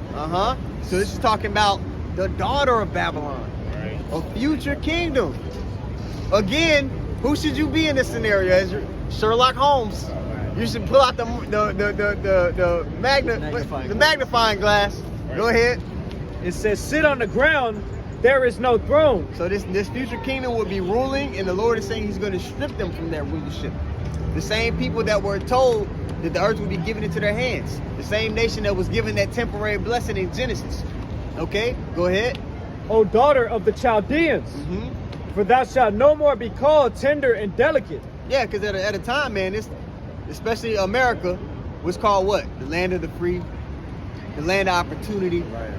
This place was like, oh man, this place, people, I had a teammate back when I was playing ball. He was fresh from Nigeria, a smaller city in Nigeria. And he was like, man, when I got here, I thought the streets were gonna, you know, be made of like gold. People envision this place like it's heaven on earth. When it's really the slum. It's the armpit of the earth. This is the epicenter in which wickedness is pushed. Okay, go ahead. Verse 2, it says, take the millstones and grind meal. Uncover thy locks, make bare the leg, uncover the thigh, pass over the rivers. So we seeing you for what you really are, man. You know, the world was drunk on your wine, right? So you was looking like Halle Berry at the bar. Right. But now, you know, it's the morning after we sobering up. You got man knees, you understand? You got a mustache. People are sitting like, this bitch is nasty. What did I do? Why did I lay with this bitch? Got a Band-Aid on the inner thigh. Got a Band-Aid on your inner thigh. You got bumps. Bumps and shit. You understand? People are saying like, oh, hold up. This ain't it. Go ahead. Verse 3, it says, thy nakedness shall be uncovered, yet thy shame shall be seen. So the shame, more and more is being brought out. Well, let's take a step back. How was America even become wealthy? How were they established? By slavery, by murder, by deceit, by unrighteous dealings. This place isn't a moral beacon, because that's how America likes to masquerade around the earth, like they're the beacon of morality. Right. And if I could just add on to the point, man, you so-called Negroes, Latinos, and Native Americans need to be ashamed of yourselves, man. God damn shame. You need to be ashamed of yourselves, man, celebrating Thanksgiving.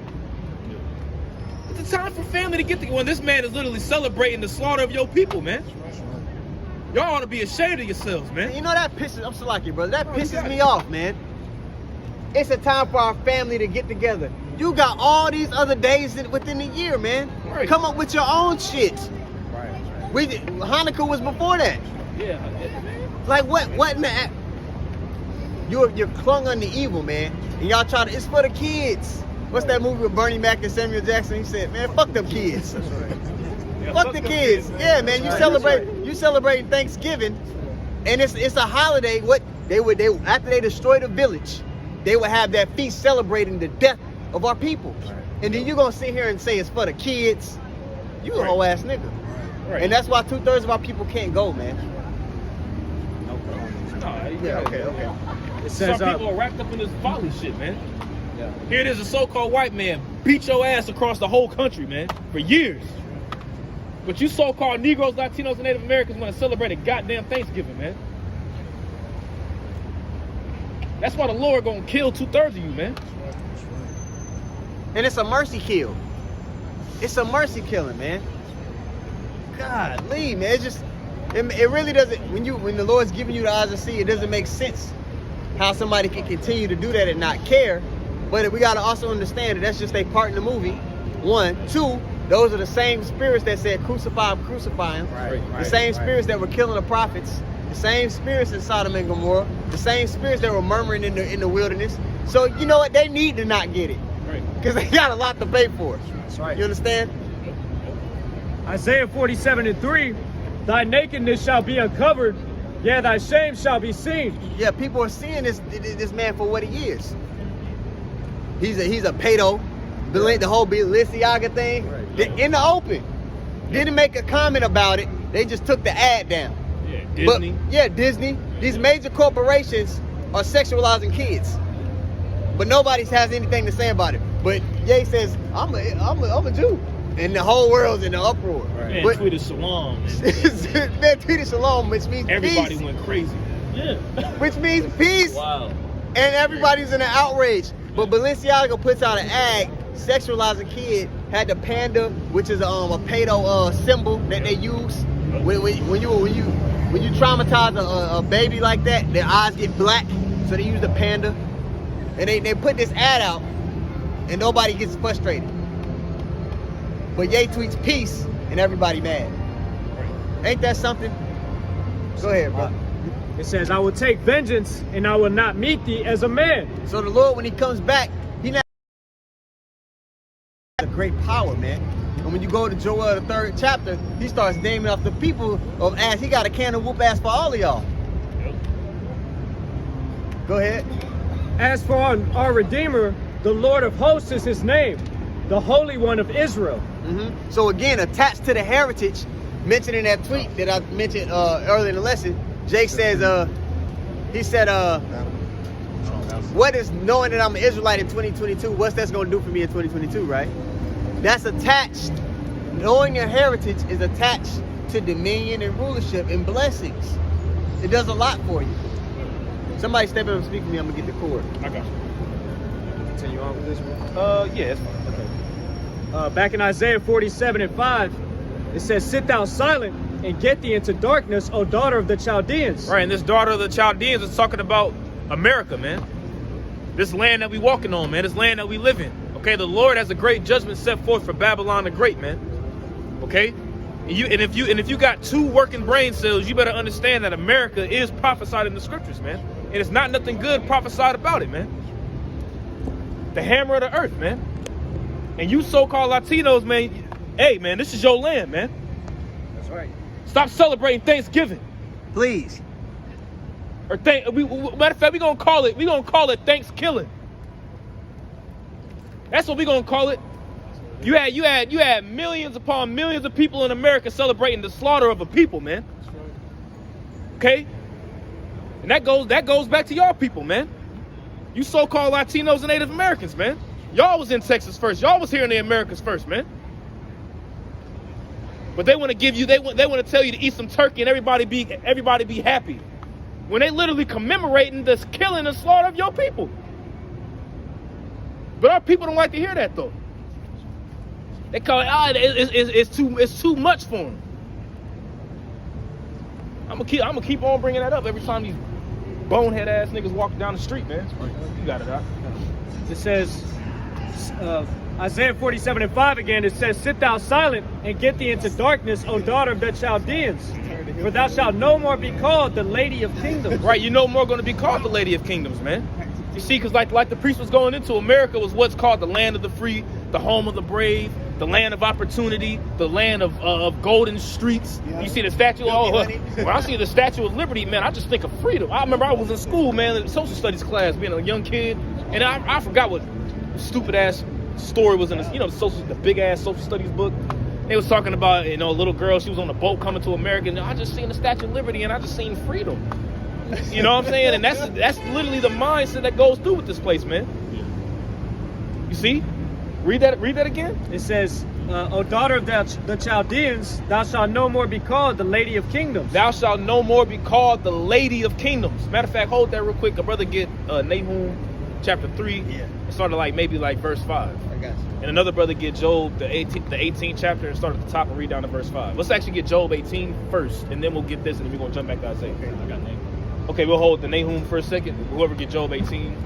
I got Nahum, but I can get Job 18. I got Job 18. Okay, all right, kind of. Start at the top. Yep.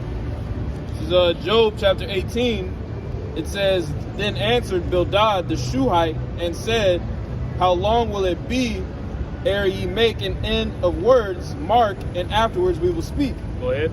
Wherefore are we counted as beasts and reputed vile in your sight? Right, and this is pretty much asking the Heavenly Father why we're so reputed so low, because we're in this flesh, right? But you gotta also think who is the lowest of the nations of the planet Earth, man? Esau. Yeah. He's a beast. He's a beast man.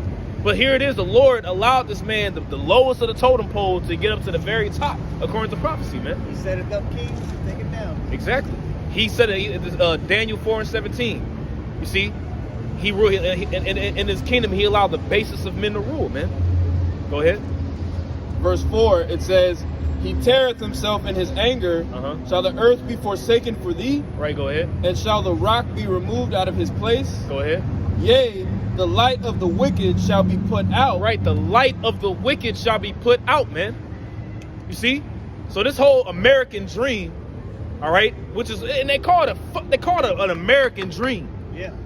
They literally are telling you it's a dream. It's not, it ain't real.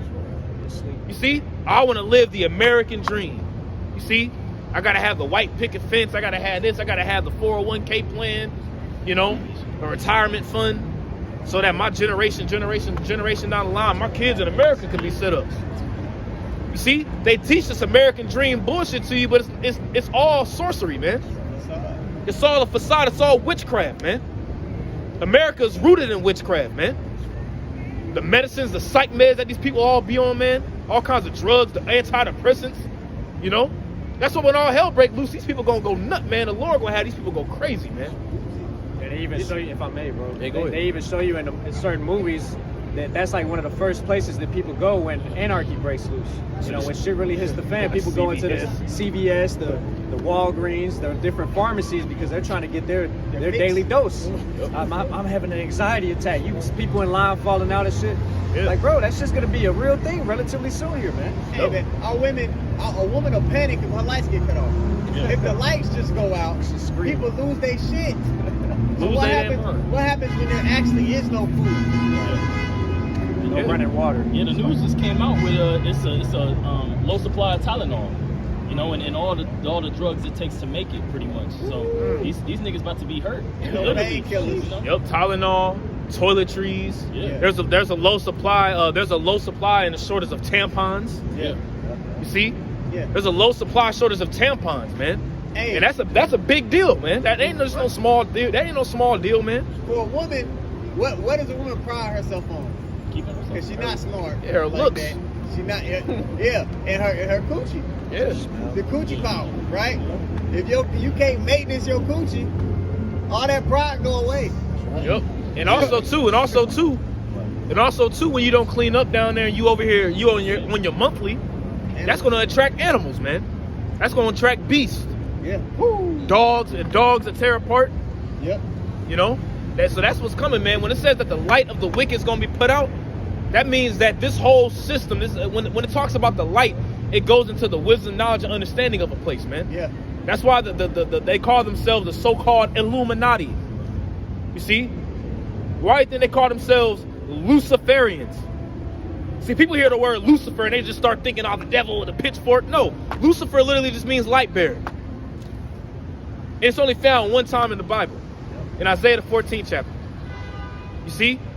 That's why it says, why have thou fallen from heaven, O Lucifer, son of the morning? Because his light gonna be put out. That's right. The Lord gonna put out his lights, man. The original knock your lights out. Go ahead. Job chapter 14 and verse... Job 18. Or Slaki, yeah, 18 and verse 5.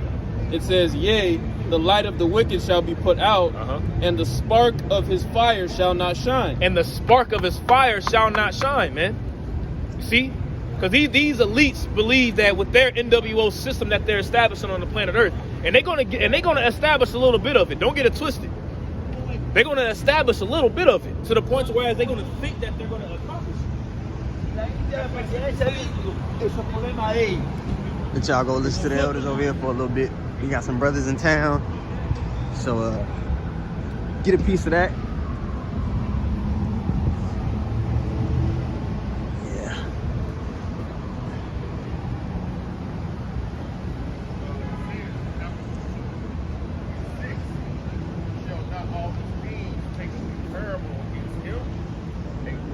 And a taunting proverb against him and say, woe to him that increaseth that which is not his. And that's being mimicked in the earth.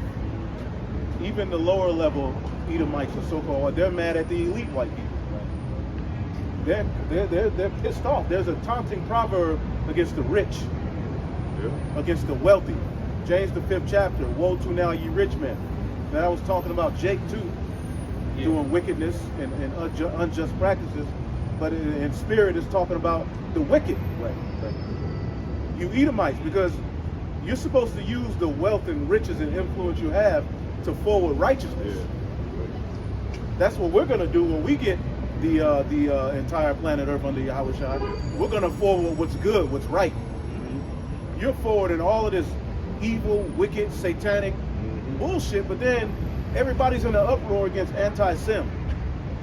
You got atheists talking about that's anti-Shemitic. Wait a minute. The Shemitic people were created by they come from a story. You got people who don't even believe in a flood who are crying about Shemitic. Now Shem came out of Noah. Exactly. Yeah. What about anti-Messiah? Right, and that's what they are. Yeah. Anti-Messiah get you messed up way worse than anti-Semitism. Right.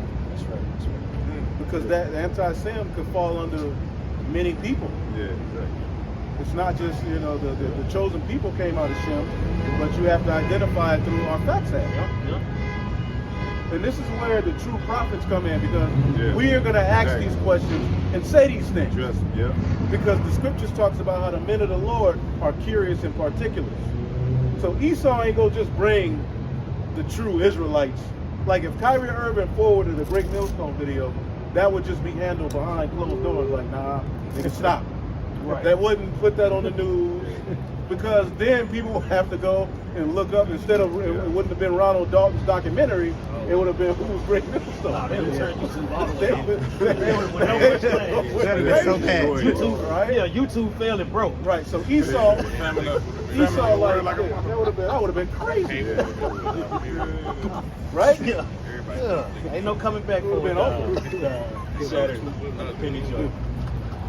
All right, but the elect are only being led to the truth through all of the commotion, because the Heavenly Father is the true author of order out of chaos. And you Edomites have been doing it for so long. The pride of your heart have deceived you, that you think in order for me to establish my new world order, I'm going to come after the prophets. And that's the only way it's going to be. We can't exist if his new world order is going to thrive. Right. So he's at that point where he got to come with it. He got to come after us. Just be the devil, man. His hand being forced. Right. His hand is being forced. Fake morality. And none of these leaders and preachers are telling you people shit. Exactly. You got people shaking their head and laughing. You go to your church, what the hell are they talking about? How much money you owe? Behind on tithes. All of us are the children of God. That's it. But That's the answer to Kyrie. and that's what I'm saying. So who going to hell then? Yeah, right. Like that's what I'm saying. Everybody can't be. Like, come on now. They say you going to hell because you ain't in church. Right. That's how I'm they saying you going to hell because you are. See, Edomite supremacy tarnished the image of the Most High. Yeah. Somebody get that in Revelation 13? He blasphemed the name, his tabernacle, and them that dwell in heaven. That's what. So what we're saying is just so far-fetched because of the lies of Esau, and that's what's being challenged. Billion-trillion-dollar lies, man. Finally, the Amalekite is being called out openly by everybody. Yeah, that's right. That ain't happened before like this. This is serious. Go ahead. Revelation 13:6, and he opened his mouth and blasphemed against the Most High. Who's Yahawah. the he? Who's the he? The beast. Okay? And when you look up the word beast, it's Therion, which is a savage, bestial, ferocious man. It says, to blaspheme his name and his tabernacle and them that dwell in heaven. So you blaspheme the name, the reputation of the Most High, Yahawah himself. When people think of God, it's a joke. When people think of God, it's associated with, a genie they can pull out of their pocket whenever they want to feel self-righteous. It's not tied to a culture. It's not tied to a behavior pattern. It's not tied to standards. They want to question it. What's good and bad. It's just God. Why would he do this? Why would he do that? Why? That's the Noah Why would God Harari. not Noah do what I Harari. want? Carl Schwab's got Noah Harari. Noah Harari. Yeah, he does it openly, man. Yeah. He says, no, we're going to be the new Most High. Our technology is going to exceed what the God of the Bible could do. Took a direct shot at our Lord. Yeah. They're doing that. See how that works? They blaspheme the name, the image, the reputation of the Most High God, his acts, what he's really all about. They blaspheme his tabernacle. Okay, what is his tabernacle? Ultimately, Israel. How did they blaspheme Israel? Via pseudoscience? Because the tabernacle represents where the Heavenly Father dwells. Right. So they blaspheme the true tabernacle of the Lord through telling you we're black, red, native, that. Pseudoscience. And how dare you say that you're the Israelites? Right. No, there's no way that the Most High dwells with you people like that. Right. You can't be chosen. Right. Just be who you are. Right. Be black. They can't be that demonic. Yeah. They're Right. going to say Jew or you wish. Or, Right. The other word for it, y'all know what I'm talking Yeah, about. like you said, they're the only ones with a biblical nationality. Right. Israelite. And then it said he blasphemed the angels, them that dwell in heaven. Right. So when you think of a spaceship or a heavenly vehicle, it's associated with Kazoo or Marvin the Martian, which they were mocking Jake. E.T. They were flying a bicycle over in the sun. Yeah, they got a picture of it on that picture behind y'all. That's what people think about when they think of the UFOs. That's it. This nigga high as hell. Can I zoom in? Let me see if I can zoom in. Yeah, that's what they think about. Yeah, he's in outer space. That nigga had a galactic gummy. Yeah.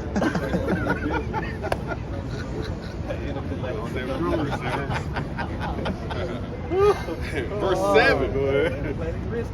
And it was he going to Planet Risk. Go ahead. And it was given unto him. It was given. Remember, the earth was given unto the hands of the wicked. That's right. You devils really ain't that intelligent. You're really not all that. You didn't get to where you are, but by our Lord. That's right. And he used Isaac to give you the blessing. That's the only reason you're where you are. Other than that, if this was on an even playing field and we were just living, I mean, give Jake 30 years. We be out doing you devils, man. Yeah, I was like, you see how they are in the lab. Look at how much death when they experiment and all these different things. Look how much death comes from them experimenting. Yeah, the mouse gotta die. Blowing stuff up. You know what I'm saying? Like, bro. I'm gonna back up on that one. James 4:17. This matter is by the decree of the watchers, right, and the man by the word of the holy ones, to the intent that the living may know that the Most High ruleth in the kingdom of men. He rules in the kingdom of men. Go ahead. And giveth it to whomsoever he will. And he prophesied it in Daniel, who we would give the kingdoms to. Lined them up. Why ain't Christians going into Daniel the 7th chapter to hasten where we are in prophecy so we can get the kingdom? Because after those rulerships, the kingdom comes. Right. Now they talking about Obadiah. Now they want to talk about this. Y'all wasn't talking about that. Right. Now they're experts on who Esau is. One of them said that the Edomites disappeared after they helped the Babylonians sack the temple. Disappeared. Yeah. How? That's not true. Bro, they literally... Haman was there. Haman was like literally just the Herodians. Turn the page. Yeah. Damn. But see, it's tormenting them too. That Edomite, that topic. You know, because it's like, okay. Wow, they said that shit. Yeah. I guess Stork. Nigga with vocab. I guess the Stork brought Herod and Agrippa. Yeah. That's what I'm saying. The ones that they will bring up, like, bro, clearly Edomites. I'm surprised they haven't just said that Herod wasn't a real Edomite. You just gave him something. Yeah, you just gave him something. They gonna use it. Because we can help you be better demons than you are. You don't even got the breakdown, man. You're stupid, man. Elder Yahawah said it. He rewinded and slow-mo and shit. Get out of here. Documentary on Amazon tomorrow. Back you up. This is Ecclesiastes 4:16. There is no end to all the people. There it is. Daniel 4:17. It is said that the Most High ruleth in the kingdom of men, and giveth it to whosoever he will, and setteth it up into the basis of men. Yep, he set over at the basis of men.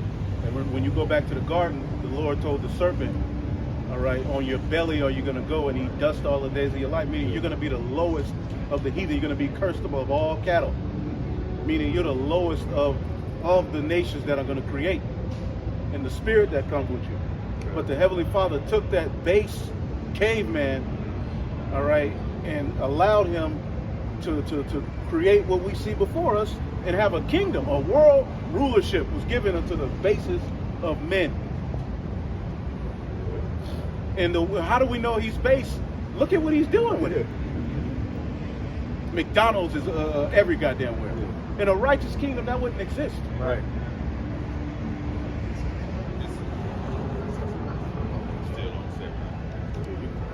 Break it down. Wisdom of Solomon, chapter 6, I'll start at verse 1 and read 5. Hear therefore, O ye kings, and understand, learn ye that be judges of the ends of the earth. Give ear, ye that rule the people, and glory in the multitude of nations. And that's what Esau does. Like Habakkuk, the 2nd chapter. He put unto him all nations and all people. That's Esau right now. For power is given you of the Lord, and sovereignty from the highest. who shall try your works and search out your counsels. Like the elder was saying, he's given Esau the basic man power on the earth right now. He gave him sovereignty, able to wiggle around and do his thing, but now his counsels are being searched out. His counsels are being searched out right now, what through the prophets, through the tongues being fallen upon themselves, so his works are being revealed. Then he's so proud, the Lord put the spirit on him to be so proud. That's what the brother read earlier in that 2 Thessalonians 2nd chapter. You got so much pride, you're exalting yourself above that which is called you think you want. Yeah, because nothing major ain't really happened to you all like that. You know, now the scripture said the devil Satan will be let loose for that short season, and as he's been let loose, he's destroyed the earth. The prophets have emerged and have been able to identify who he is because of his rap sheet. And then the Lord is going to do it in one big old swoop, because his sins got to stack on to heaven. You know, so the reason why he's so proud is because he ain't been judged on a cosmic level yet. Yeah, but that's getting ready to come. And the prophecy said that he was going to deceive the world. Right. You see? So with the world being deceived, what happened at the end of the deception? It runs out. You see, that's why the prophecy is being raised up, man. You see that the ending of his little season is the dry bones being raised up and the prophecies that come behind that. You see? So him being revealed, all that is playing out right now. That's right. That's why they trouble with great fear, and that's why they want this dude Kyrie go and apologize to the prime minister. It's an infatuation. You know, Jacob apologized. You know, like They wanted to go apologize to the queen. Right. That's basically the spirit of Haman. Haman wanted Mordecai to bow. And Mordecai was like, hell no. Absolutely not. They want Jake to just like apologize for forwarding a documentary, nigga? Or why don't the people who was linked to Epstein apologize? Right. They get every name listed and they apologize. Yeah. Jeff Bezos ain't have to apologize. He owns Amazon. Correct. Yeah, they just get transferred to some more keys. Right. Saturday Night Live aired the Chappelle skit. Nobody's mad at them. Nobody mad at them. Yeah, that's what I'm saying. Because you got to tape the shit. He's credited him too when he did. Yeah, because he did one version of it. They said he went live. He came with a whole different skit. He got it. Verse 4, because being ministers of his kingdom, ye have not walked aright, nor kept the law, nor walked after the counsel of the Most High. Psalms 50. Psalms 50 and 60. Yeah, you declare my statutes. Yeah, you claiming and being a Jew, but you don't care nothing about that's Cain. Yeah. You know what sacrifices required, but you're just gonna do what the hell you want to do. That's the spirit of Cain, man. Horribly and speedily shall he come upon you, for a sharp judgment shall be to them that be in high places. And that's what's coming. You know, it's going to end up in culmination of slavery, to top elites, and destruction for the rest of you. Right? And like I said, it's coming upon these people. When Esau's done away with, it's going to be a global thing that the whole world witnesses. Yeah. When did that happen? It didn't. That's going to be something that happens in the kingdom. So if they try to spin that lie that Esau's done away with, no, it's going to be made very public. Right. It's not going to be something that you got to go dig and search for. Everybody's going to know about it. Yeah, that's right. And when you read it in Obadiah 1 and 6, it says, how are the things of Esau searched out? Yeah. You know, why does it say that? When you go into that word search, it means to investigate pretty much, or look very deeply. And he's using, you know, obviously his media and such, really his tongue's falling upon himself. But with this media that he created, the Lord allowed his word to be put through your own media you created. And you being searched out just by your works that you've done. Everybody pointing a finger, calling you out. You leaving a big ass trail of footprints. Where were you at? You know? Esau's being brought to the stand, and the prophets are Sherlock Holmes. Right, man. That's Harry Mason like a bug. Right. This is Revelation chapter 18, verse 8. Therefore shall her plagues come in one day, death and mourning and famine, and she shall be utterly burnt with fire, for strong is the Lord power who judgeth her. And now see a year ago there wasn't nobody acknowledging that, but now this place is getting nuclear threats every other week. You know, and it ain't just Russia. Right? Yeah, these nations are threatening to nuke this place. Esau literally armed all of his enemies. And I'm not just talking about war. I'm just, like you said, you taught us how, you let us learn how to read.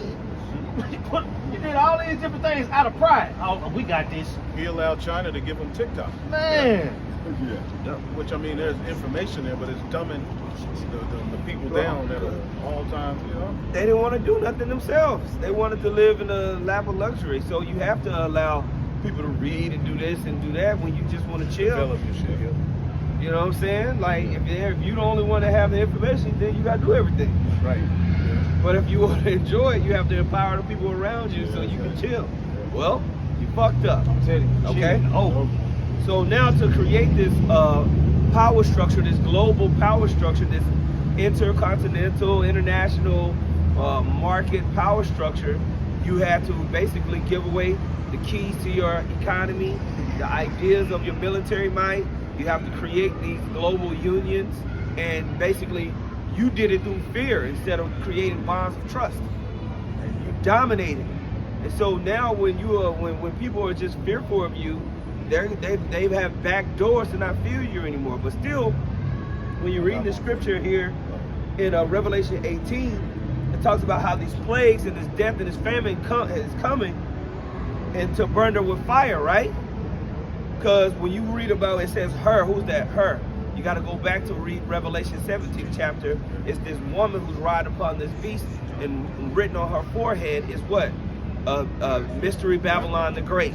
And that's talking about America prophetically, right? So here in verse 9 it says, and the kings of the earth who have committed fornication and lived deliciously with her shall bewail her and lament for her when they shall see the smoke of her burning.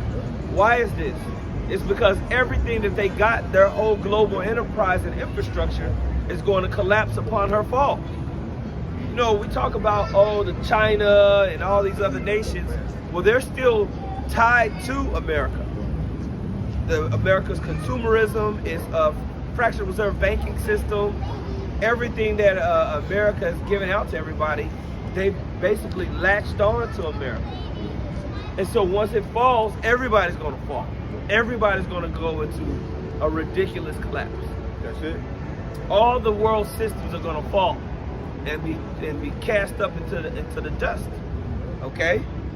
It says, standing afar off for the fear of her torment, saying, alas, alas, that great city Babylon, that mighty city, for in 1 hour is thy judgment come. So just like you said, the whole world is going to see the collapse and destruction of America all at once in one heat. And it's going to be devastating to where the whole world is going to be like, dang. Oh my God. Wow. Yep. No. Yep. Okay. So all these people love America. That's right. Even in other countries, there's people that's saving up right now to get over here. Yeah. Especially. Yeah, but even if they don't love America, they're still tied to America. Business-wise or politically. Yeah. Unless you're in the middle of the Amazon, but you know, living off tree bark, you know. But if you here and you want to participate in a global economy, then you're going to have to get down with the Western Edomite power structure. That's right. You're going to have to get down. You're going to have to drink of that wine under the wrath of fornication. Right. But when this thing goes down, everybody that's tied to it is going to go down. All right? And we're seeing that process happen. What you got, you? This is Jeremiah 50 and 22. A sound of battle is in the land and of great destruction. How is the hammer of the whole earth cut asunder and broken? Yeah. How has Babylon become a desolation among the nations? How has Babylon become a desolation among the nations? That hammer, like Thor's hammer, and watching it crumble and be destroyed. Right. Something that seems like it can't be stopped. When an undefeated fighter lose their first time. That's right. And get clipped. The nation's gonna be like, Babylon is great. Wow. It's gonna send the whole world into a tailspin. But the next transitional government is gonna be established in the heavens, literally. While that's happening. The nation of Israel. Okay? Yep. Let's go check. It says, and this is what's happening, how they armed all of their enemies. It says, I have laid a snare for thee, and thou art also taken, O Babylon, and thou was not aware. You wasn't aware. You in your pride, because when you're prideful, you're not aware. You're only thinking about what you want when you're at the height of your pride. Pride creates tunnel vision. All right? It creates a small perception of the reality around. When you talk to the average American, they have no idea about other countries. They don't have any knowledge of other cultures, you know, any ideas of other thinking and ways of life. They're only focused on the American way of life because pride is the centerpiece of American culture. All right? And so now that you've gone and done military contract agreements and economic agreements using your military, a snare has been laid before you. Like this elder was saying, you handed out missiles to everybody and created BS contracts to control resources. Well, the scripture said this puts you in a bad position, but you are unaware of it. Yep, straights. Because you think you can just fly your Air Force across and bomb them and start at square one. That's the average American's mindset when it comes to war. Oh, we'll just blow them to smithereens. Yeah. Just bomb them. We'll just bomb them. Yeah. You see? But see, there's a wound that's been laid under you. And this, we're going to read this real quick to link what we're reading to Esau. Because it says that there was a snare laid for Babylon. Go ahead. This is Obadiah 1, and I'm going to start at verse 6. It said, how are the things of Esau searched out? How are his hidden things sought up? All the men of thy confederacy have brought thee even to the border. Right. The men that were at peace with thee have deceived thee. And America is losing all kind of allies right now. Right. They're losing all kind. There's people dropping out of the UN. You know, like airborne rangers. Anyway. Well, they tired of America. Well, sanctions too. The things are being sought out, meaning people are starting to understand what your real agenda is. Yeah. It's being sought out. People are starting to see, okay, you're saying this, but you're really trying to do this.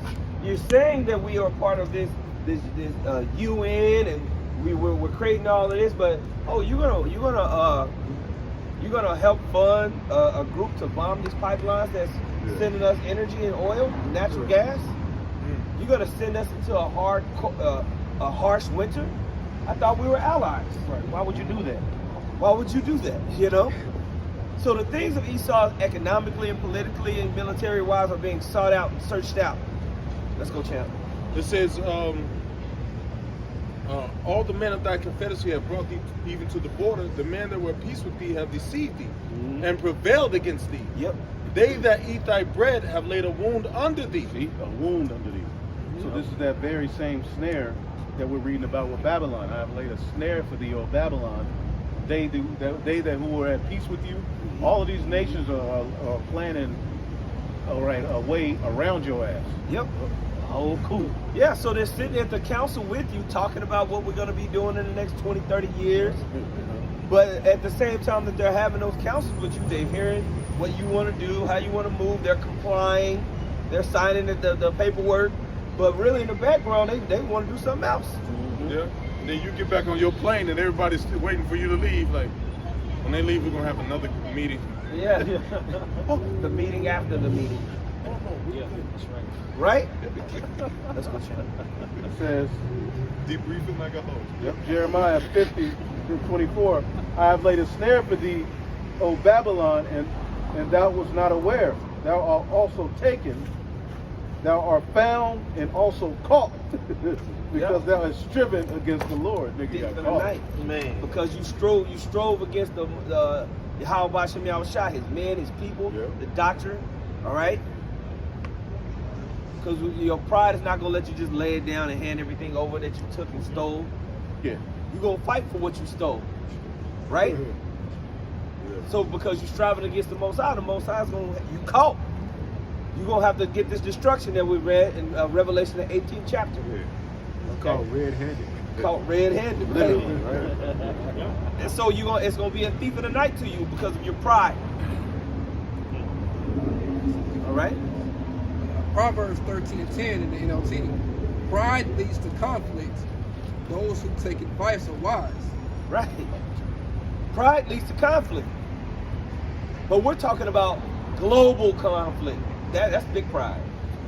Yeah, the pride that you might have in your personal life may lead to conflict with somebody that you playing MB2 with. You talking shit, you know. Yeah. You know, no, fuck you, no, fuck you. You know. But their conflict leads to World War III. Their pride leads to World War III. Right. That's high level pride. Dropping bodies. Well, when it's in Revelation 20, when they were loose from their prison, they went throughout the four corners of the earth spreading lies, and it led to Gog and Magog gathering all of the nations. Yeah, That's literally. I got a precept. Well, yeah, just a quick. Isaiah 14 and 11, it says, "Thy pomp is brought down to the grave, and the noise of thy vows, the worm is spread under thee, and the worms cover thee." Man, it is. Yeah, the death of this country is approaching very fast. It says, "How art thou fallen from heaven, O Lucifer, son of the morning? How art thou cut down to the ground?" And this is what's happening. You know, how art thou fallen from heaven, O Lucifer? People hear that and lose their damn mind. This is the only time you see that word in the Bible. And it just means illuminated one. Right. Light bearer, one who bears the light. They got a show called Lucifer. I never watched it, but they made a whole show out of it. Out of that concept of him falling from heaven and coming down to the earth and all that. Well, let's prove real quick that falling from heaven. Somebody get Lamentations 2 and 1 to prove that that falling from heaven means falling from rulership, falling from being at a one estate and then being brought to a lower state. Yep, go ahead. Lamentations 2 and 1. How hath the Lord covered the daughter of Zion with a cloud of his anger, and cast down from heaven into the earth the beauty of Israel. He cast down from heaven unto earth the beauty of Israel. Does this mean Israel got kicked out of heaven? No, we were taken. Solomon's kingdom led to, and that split after he sinned led to us losing our kingdom. That's right. Sin led to us being in a lower state. So being cast from heaven, this is what's happening. Yep. This is addressing the elites. Read that again. How art thou fallen from heaven? Yep. It says, "How art thou fallen from heaven, O Lucifer, right, son of the morning?" Son of the morning. And see, what he's trying to do is set himself up as the light of the earth. He's trying to X out the Messiah and establish himself in his wisdom as true light. It's not that the word Lucifer so say is evil and wicked.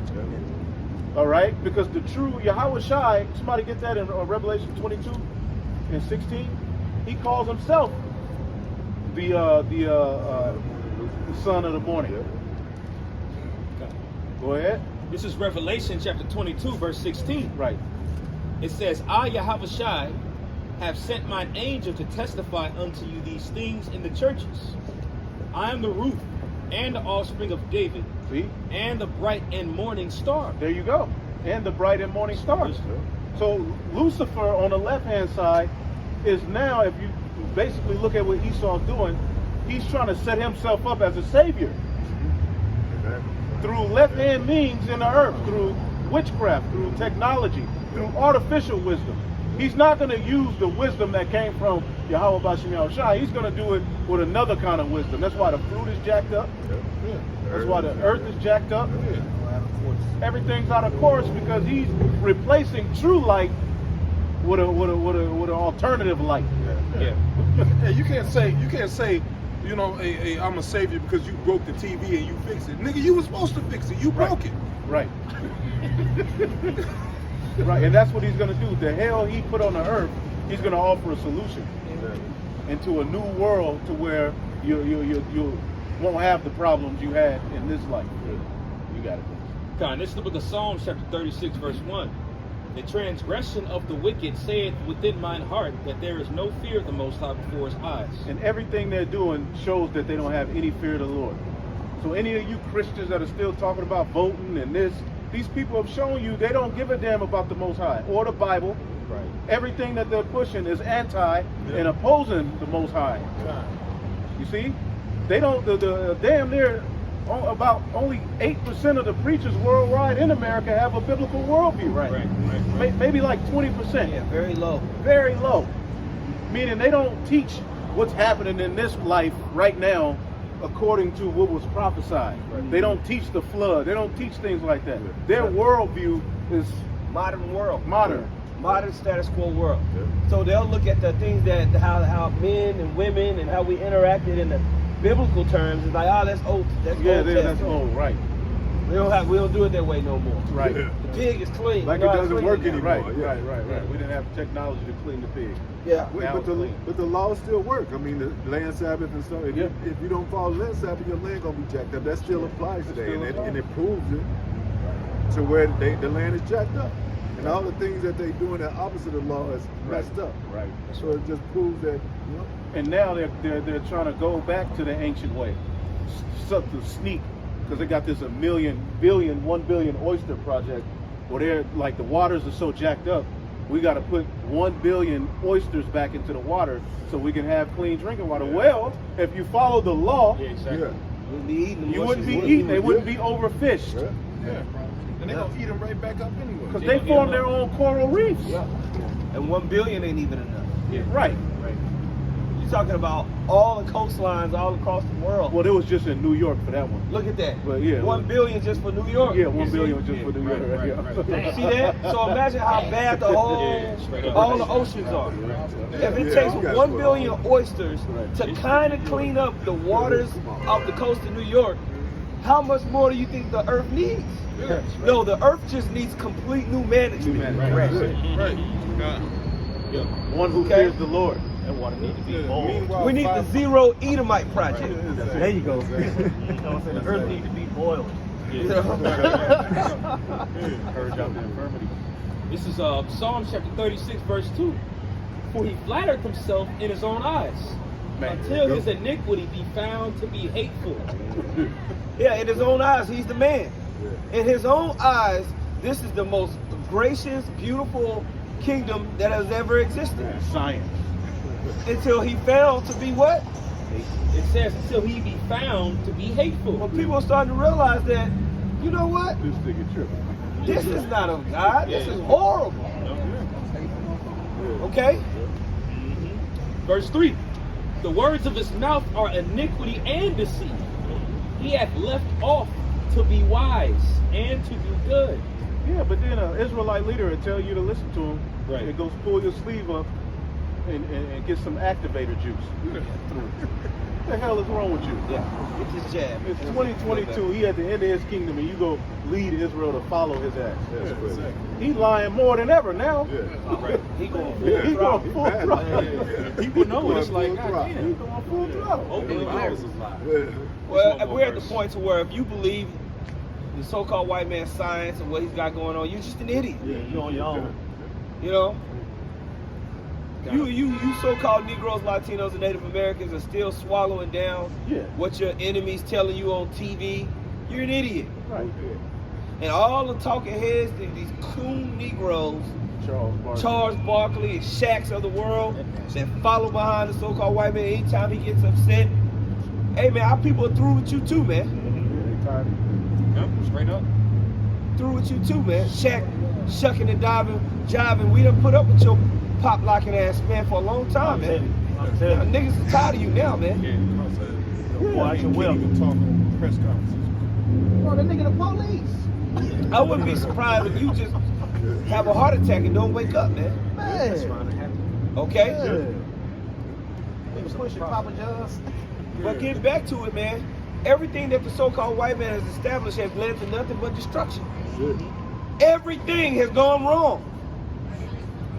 There is no account where the so-called white man has advanced the earth. Not one.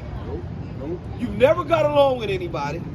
You've never forwarded organic material. Everything you've done has been a cosmic failure. How the hell are we not living into 200 years old if you so fucking smart, man? Right. Why is everybody dying at 55, bro? Yeah. Nigga kicked the soccer ball and died. Yeah. Damn, nigga was just all right. If you so damn smart, why is everybody so sick? Sudden death syndrome. Why you trying to go to Mars, nigga? Why are you even talking about that? Fix the earth. Yeah. Right. What are you talking about Mars? This nigga Elon Musk said we're gonna colonize Mars, and the dude said, well, what if it's too cold? We'll bomb it. And he had a straight face. Yeah, we'll heat it up. We'll just heat it up. Dead ass? Insane. They say even out like in a city like this, even outdoors, you only breathing in about 20% oxygen. Yeah. You're not even breathing in 100% oxygen right now. Yeah. This is Your- why. That's making your cells dormant, and that's why sickness is thriving. You know, in your house you got pilot lights, gas, and all of that. You breathing in toxins all day. All day. Well, the composition of the air, if you get into it or whatever, is mostly, nitrogen and other elements, But the point of it is the component of oxygen that you should be breathing in is the fire, right? Exhaust and everything else, man. Everything you've done has worked out horribly. It's time for you to be removed, man. You know, when a pitcher keep getting a hit, here in that game, take him out. He been pitching this whole time. Get him and all of out a of sudden, everybody's smacking and shit. They were just trying to take him out. And that dude walks up to the mound, touches him on the shoulder, talks to him, Get the baseball. Give me the ball, nigga. Get to the basket. Get to the basket. Right? Yeah. It's time. That hand is on your shoulder, man. Give it up. Give it up. Yeah. Walk off. You through. Hand on the heel. Yeah, your time is up, buddy. This is Isaiah 24:20. The earth shall reel to and fro like a drunkard, and shall be removed like a cottage, and the transgression thereof shall be heavy upon it, and it shall fall and not rise again. And it shall come to pass in that day that the Lord shall punish the host of the high ones that are on high, and the kings of the earth upon the earth. Right, the kings of the earth, man. That goes to the complete Edomite, so-called white, Western supremacy structure. All your institutions, everything, all how you rule and where you rule is going to be broken apart and destroyed. And it's going to happen by fire. It's going to be warfare. To the world, the earth is going to reel to and fro. It's going to shake. Yep. Have you ever had a jet fly low? Have it shake your house? Yeah, vibrates down. Right? Shakes down. Yep, you see what they do. Bro, you know, bro. Yeah, absolutely. Imagine missiles. Bombing all major cities, major positions, all across the United States and around the world. The earth is going to reel to and fro. Okay? Yep. It says, and they shall be gathered together as prisoners. So we know what these elites are capable of and what they did with the earth. So we know they gotta be locked away. Right. That's what them chains is for, because they're not gonna be able to forward that bullshit no more. They need to be stopped. Yeah. There's too many children being just disappearing. Right. What the hell is that all about? Too far. That's not a pandemic. Children, Right. hundreds of thousands here alone in America. Over 600,000 to 700,000 children just go missing every year. Annually. That's a lot. Where are they going? That's right. Yeah, they never find And it. not to mention the rest of the beast system nations. Oh my God. Hey, Yas, if I may, just to add to that, just in history, we have an example of them joining league with us to a degree during what's called the Hasmonean dynasty. As soon as they converted to Judaism and such, I don't want to say Judaism, but you know what I mean. Yeah, basically being a Jew. Yeah, as soon as they converted to being a Jew, they pretty much corrupted it and took it away and polluted the earth even more. So something got to be done. You can't join league again. You got to go. That's why the prophecies say the sons, the nephews, it's all being cut off. Man. That's right. Yo, That's just right. real quick, just so you know the elder ain't tripping. In the United States, an estimated 460,000 children are reported missing every year. See? Bro, that's a lot. Damn. You remember the old milk carton days? Yeah. Like, where are they? Have you seen me posters? Yeah. Cereal boxes. And you would think that if that many go missing, for you to be the hero to at least save some of them. They ain't even talking about that shit. You know what I'm saying? This child was taken when she was 4 years old, and we were able to find her. Whatever, nothing. No, right. Nothing. It's always bullshit news. Then that's the nice weather and stuff. They should have had that rolling 24/7, man. Yeah. That's the spirit. Let's go, champ. Let's go, champ. That was it on that precept of Psalm 36. You still wanted that Micah 2? Why not? Micah 2 started at 1. We can answers on that bed. Because it's been a demonic day, man. Very demonic. It's been a demonic day, man. And we ain't in a time for cowering and kowtowing to the emotions of you idiots. Right. We're the ones that can say idiots. Yeah, that's right. Shaq, Charles, y'all the idiots, man. And the Most High is exposing how dumb this nation is and how stupid the world is for coming against the word of the Heavenly Father, man. Right. We live in a time of ultimate pollution and destruction, man. You know? Yeah, this we're, is Black Friday. we're in a time for the... Yep, it is. Is it really? And we're in a time for you people to get cursed out for following behind your enemy for so long, man. Okay? This is Micah 2:1.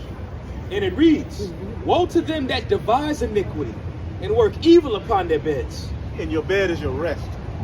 You didn't use your rest to enjoy the earth and to forward good.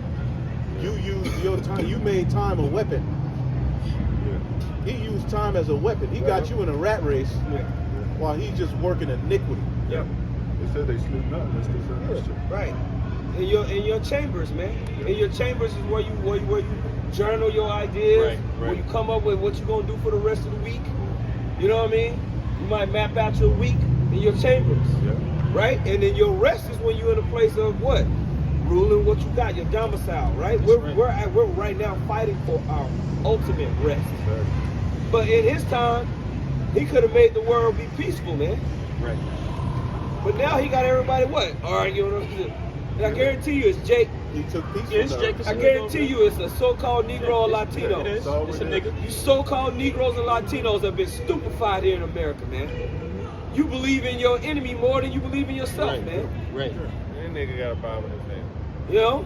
With a toboggan on his damn head. Yeah, he threw. That's why 2/3 conspiracy, most of you gotta go. Yeah. 2/3 gotta go. Yeah.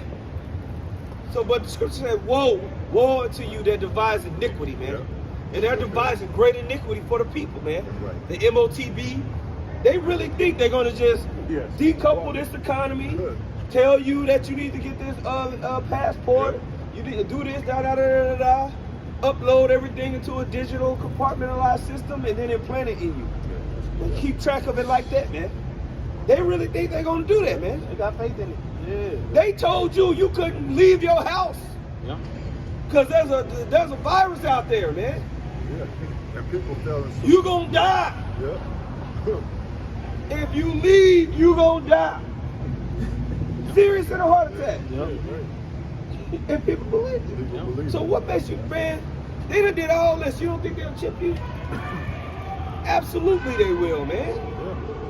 Absolutely they will. Okay? Christian, man. From that, people still riding in the car by themselves with a mask on. By Yes, themselves. yeah. With the windows up. Looking crazy. And these are Christians. With gloves. These are Christians.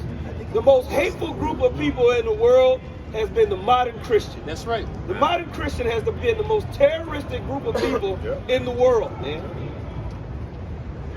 Ridiculous. Historically, here in America, the attacks, the majority of the attacks come from Edomite Christians. Yeah. These terrorist attacks. Those are the ones devising iniquity alongside the small hats. That's right. Exactly. You know?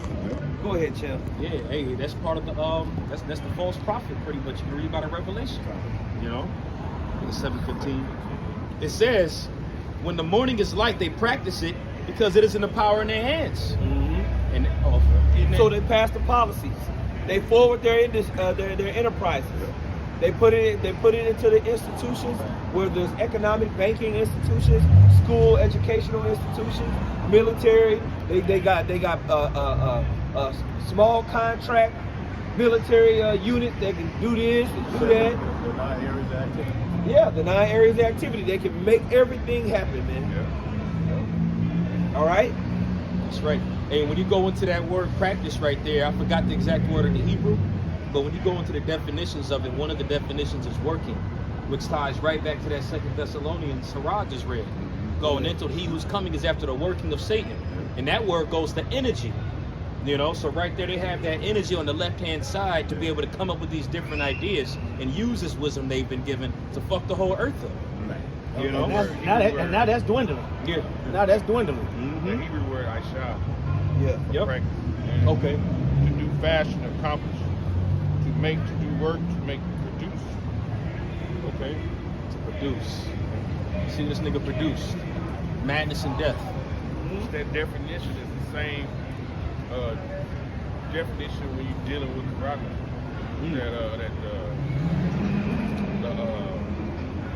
Dealing with that scripture in Revelation 13.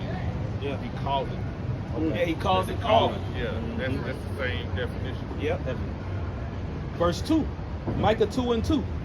And they covet fields and take them by violence. What does it mean to covet something? Meaning you want it. Yeah. You desire it. Yep. All right? Yep. That's Columbus. Yep. That's what they did when they came over here for these lands and what was in it. Yep. But what do they desire the most? The blessing. The blessing that you so-called Negroes, Latinos, and Native Americans have. The blessing that was handed down from Abraham to Isaac to Jacob. They covet that most, man, in that land. Yeah. That blessed land. They covet fields and they take them by violence for control and domination. Go ahead, Champ. Come. Continuing on in verse 2. It says, and they covet fields and take them by violence, and houses and take them away. So they oppress a man in his house, even a man in his heritage. I find ironic it mentioned man as well. Same thing when Yahawah said, one thing that they do is they bind the strong man and take him away. Yeah. You know what I'm saying? Yeah.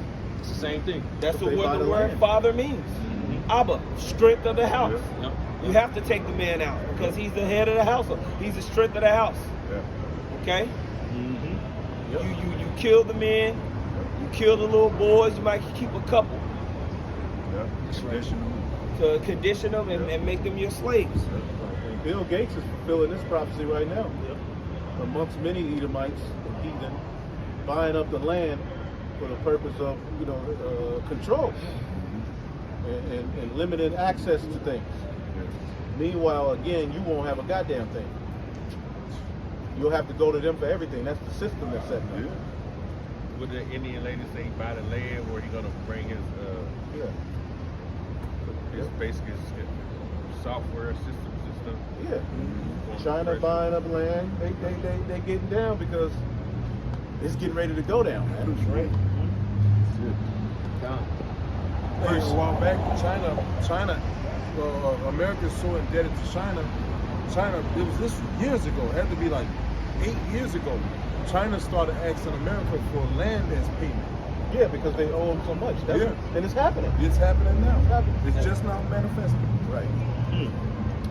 Verse 3. It says, therefore thus saith Yahawah, behold, against this family do I devise an evil. Against this particular family. This family.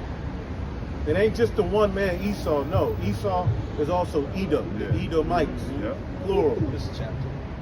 All right. So against this particular family, go ahead. God. It says, therefore thus saith the Lord Yahawah, behold, against this family do I devise an evil. Right. From which ye shall not remove your necks. You're not gonna remove your necks from this. Your science ain't gonna work.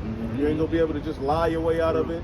All right. That was the last time for that was the 80s and the 90s. The Lord is a man of war. That's right. And he's devising how he's gonna deal with you. Right. And he said he will be at war with Amalek Generation to generation. Straight up. So it's being played out right now.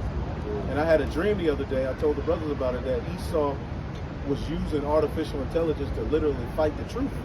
And I thought about it. That's what they're doing. That's what everything is being set up. Everything is being set up for the purpose of them fighting against the word. Yeah.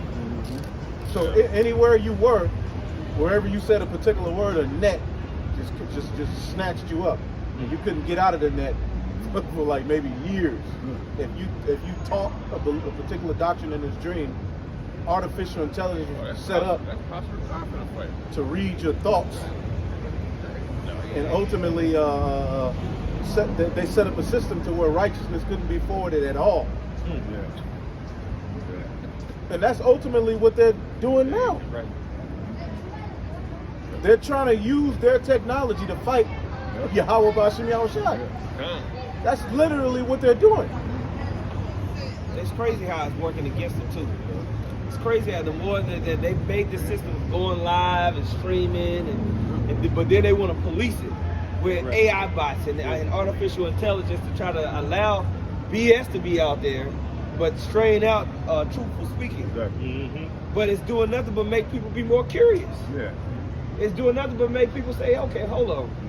We had the issue with Alex Jones, and then it circulated into who else got canceled? Andrew Tate. Wasn't there another one? Trump. It started with Trump.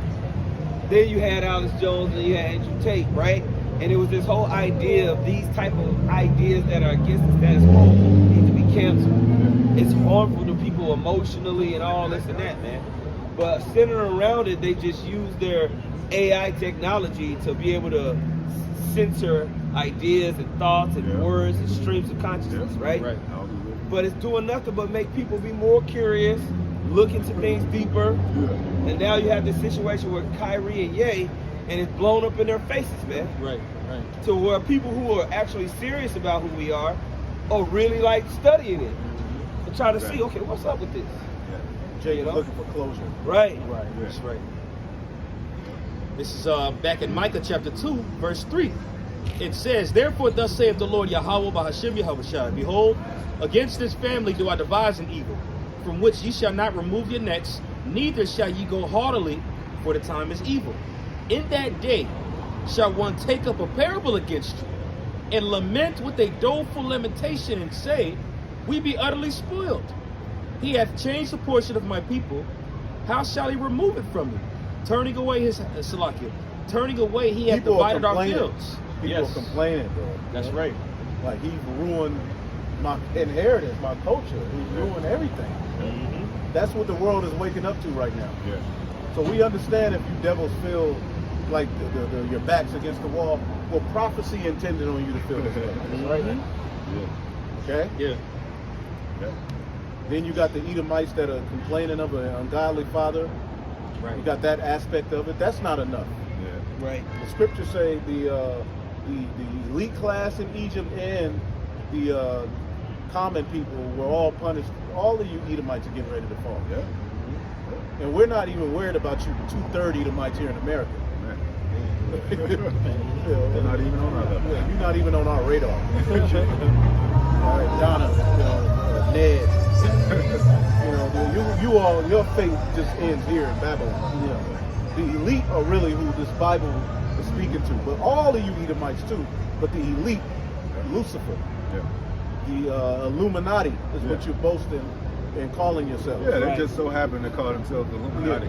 Just so happen. Exactly. Just so happen. Exactly. So if you want more on that, Mike. That's it. Anything? You got something to say? Psalms 149:5. Let the saints be joyful in glory. Let them sing aloud upon their beds. On their beds. In our rest. That's right. In our rest. In our rest. And we're going to do righteousness with the resources. Because it could be so much better than, because Esau really likes to push this BS narrative that there was never any technology until he came on the scene. How was the pyramids built without technology? Come on, man. There was technology in the ancient world. Right. And it was far more better for the people than the stuff you got. Yeah, straight up. And they talk about the aqueducts that was here in what's now called America, that the Gadites had created were far more advanced than this current shit. PVC. They were far. They had the aqueducts that would feed throughout the whole city, man. It's about like pipes and everything. No power needed. Yeah. They would give people water in every house. Yeah. Well, hey, that idea came from the Persians. That idea came right there from the Persians. They had that everything that Esau's made right here. If it ain't computer-wise and everything like that, other nations have already done it. You know, you didn't fucking copied everything from everybody and said you did it and put a stamp over and patent it. Yeah, right. Well, that's why they go around the world and they retrieve these different information, digging up stuff. You know, learning stuff from other nations. Yeah. Let the high praises of the Most High be in their mouth, and the two-edged sword in their hand, to execute vengeance upon the heathen, and punishments upon the people, to bind their kings with chains. I was saying Esau could use that. Esau could use that to say that's why I'm ruling. But it's not for him. That's for Israelites. That's right. That was given to the Israelites. Why didn't he use You that? see? He could easily just say, look, that's why I got my foot in your ass. It's right here. It says it right there in your Bible. That's right. But he don't have that. You see? So it's gonna be flipped on his own head. That's right. You know it'll be wicked, right? You know what I'm saying? Like, bro, it's right there. You can easily use that. Easy. to bind their kings with chains and their nobles with fetters of iron, to execute upon them the judgment written. This honor hath all his saints, praise ye the Lord. That's what I'm saying. That's given to these people. Kick that ass. You see, that's what I'm saying. That's the Lord. I would say that's the Lord's will for that to play out, man. This honor have ye all his saints. And when you read that chapter, it's dealing with salvation. It literally says, verses above, to beautify the meek with salvation. It's associated with us taking vengeance on you heathen. But see, we're not out here to teach. We're going to do that by our own power. That's something that's going to happen ultimately through Yahawah's return. All right? But we do believe through faith that he's going to give particular brothers power. All right? Before it's all said and done. Here, all right, in America. This is already the power, though. Us teaching this word is a form of spiritual power. These people are bugging the hell out, man. Let's get There's the a hell lot of out spirits here. out there. So with that, man, we'll give all praises to the Heavenly Father. Yahawah Ba'Shem, Yahushai Ba'Shem Rakakadash. Double honors to the apostles, the elders, the great millstone. Peace and salutations unto the elect. Shalom. Shalom. Right, did they turn on the jab thing? No, bro, like I think there's a frequency going on. There's a frequency going on. These people are tripping. Remember, last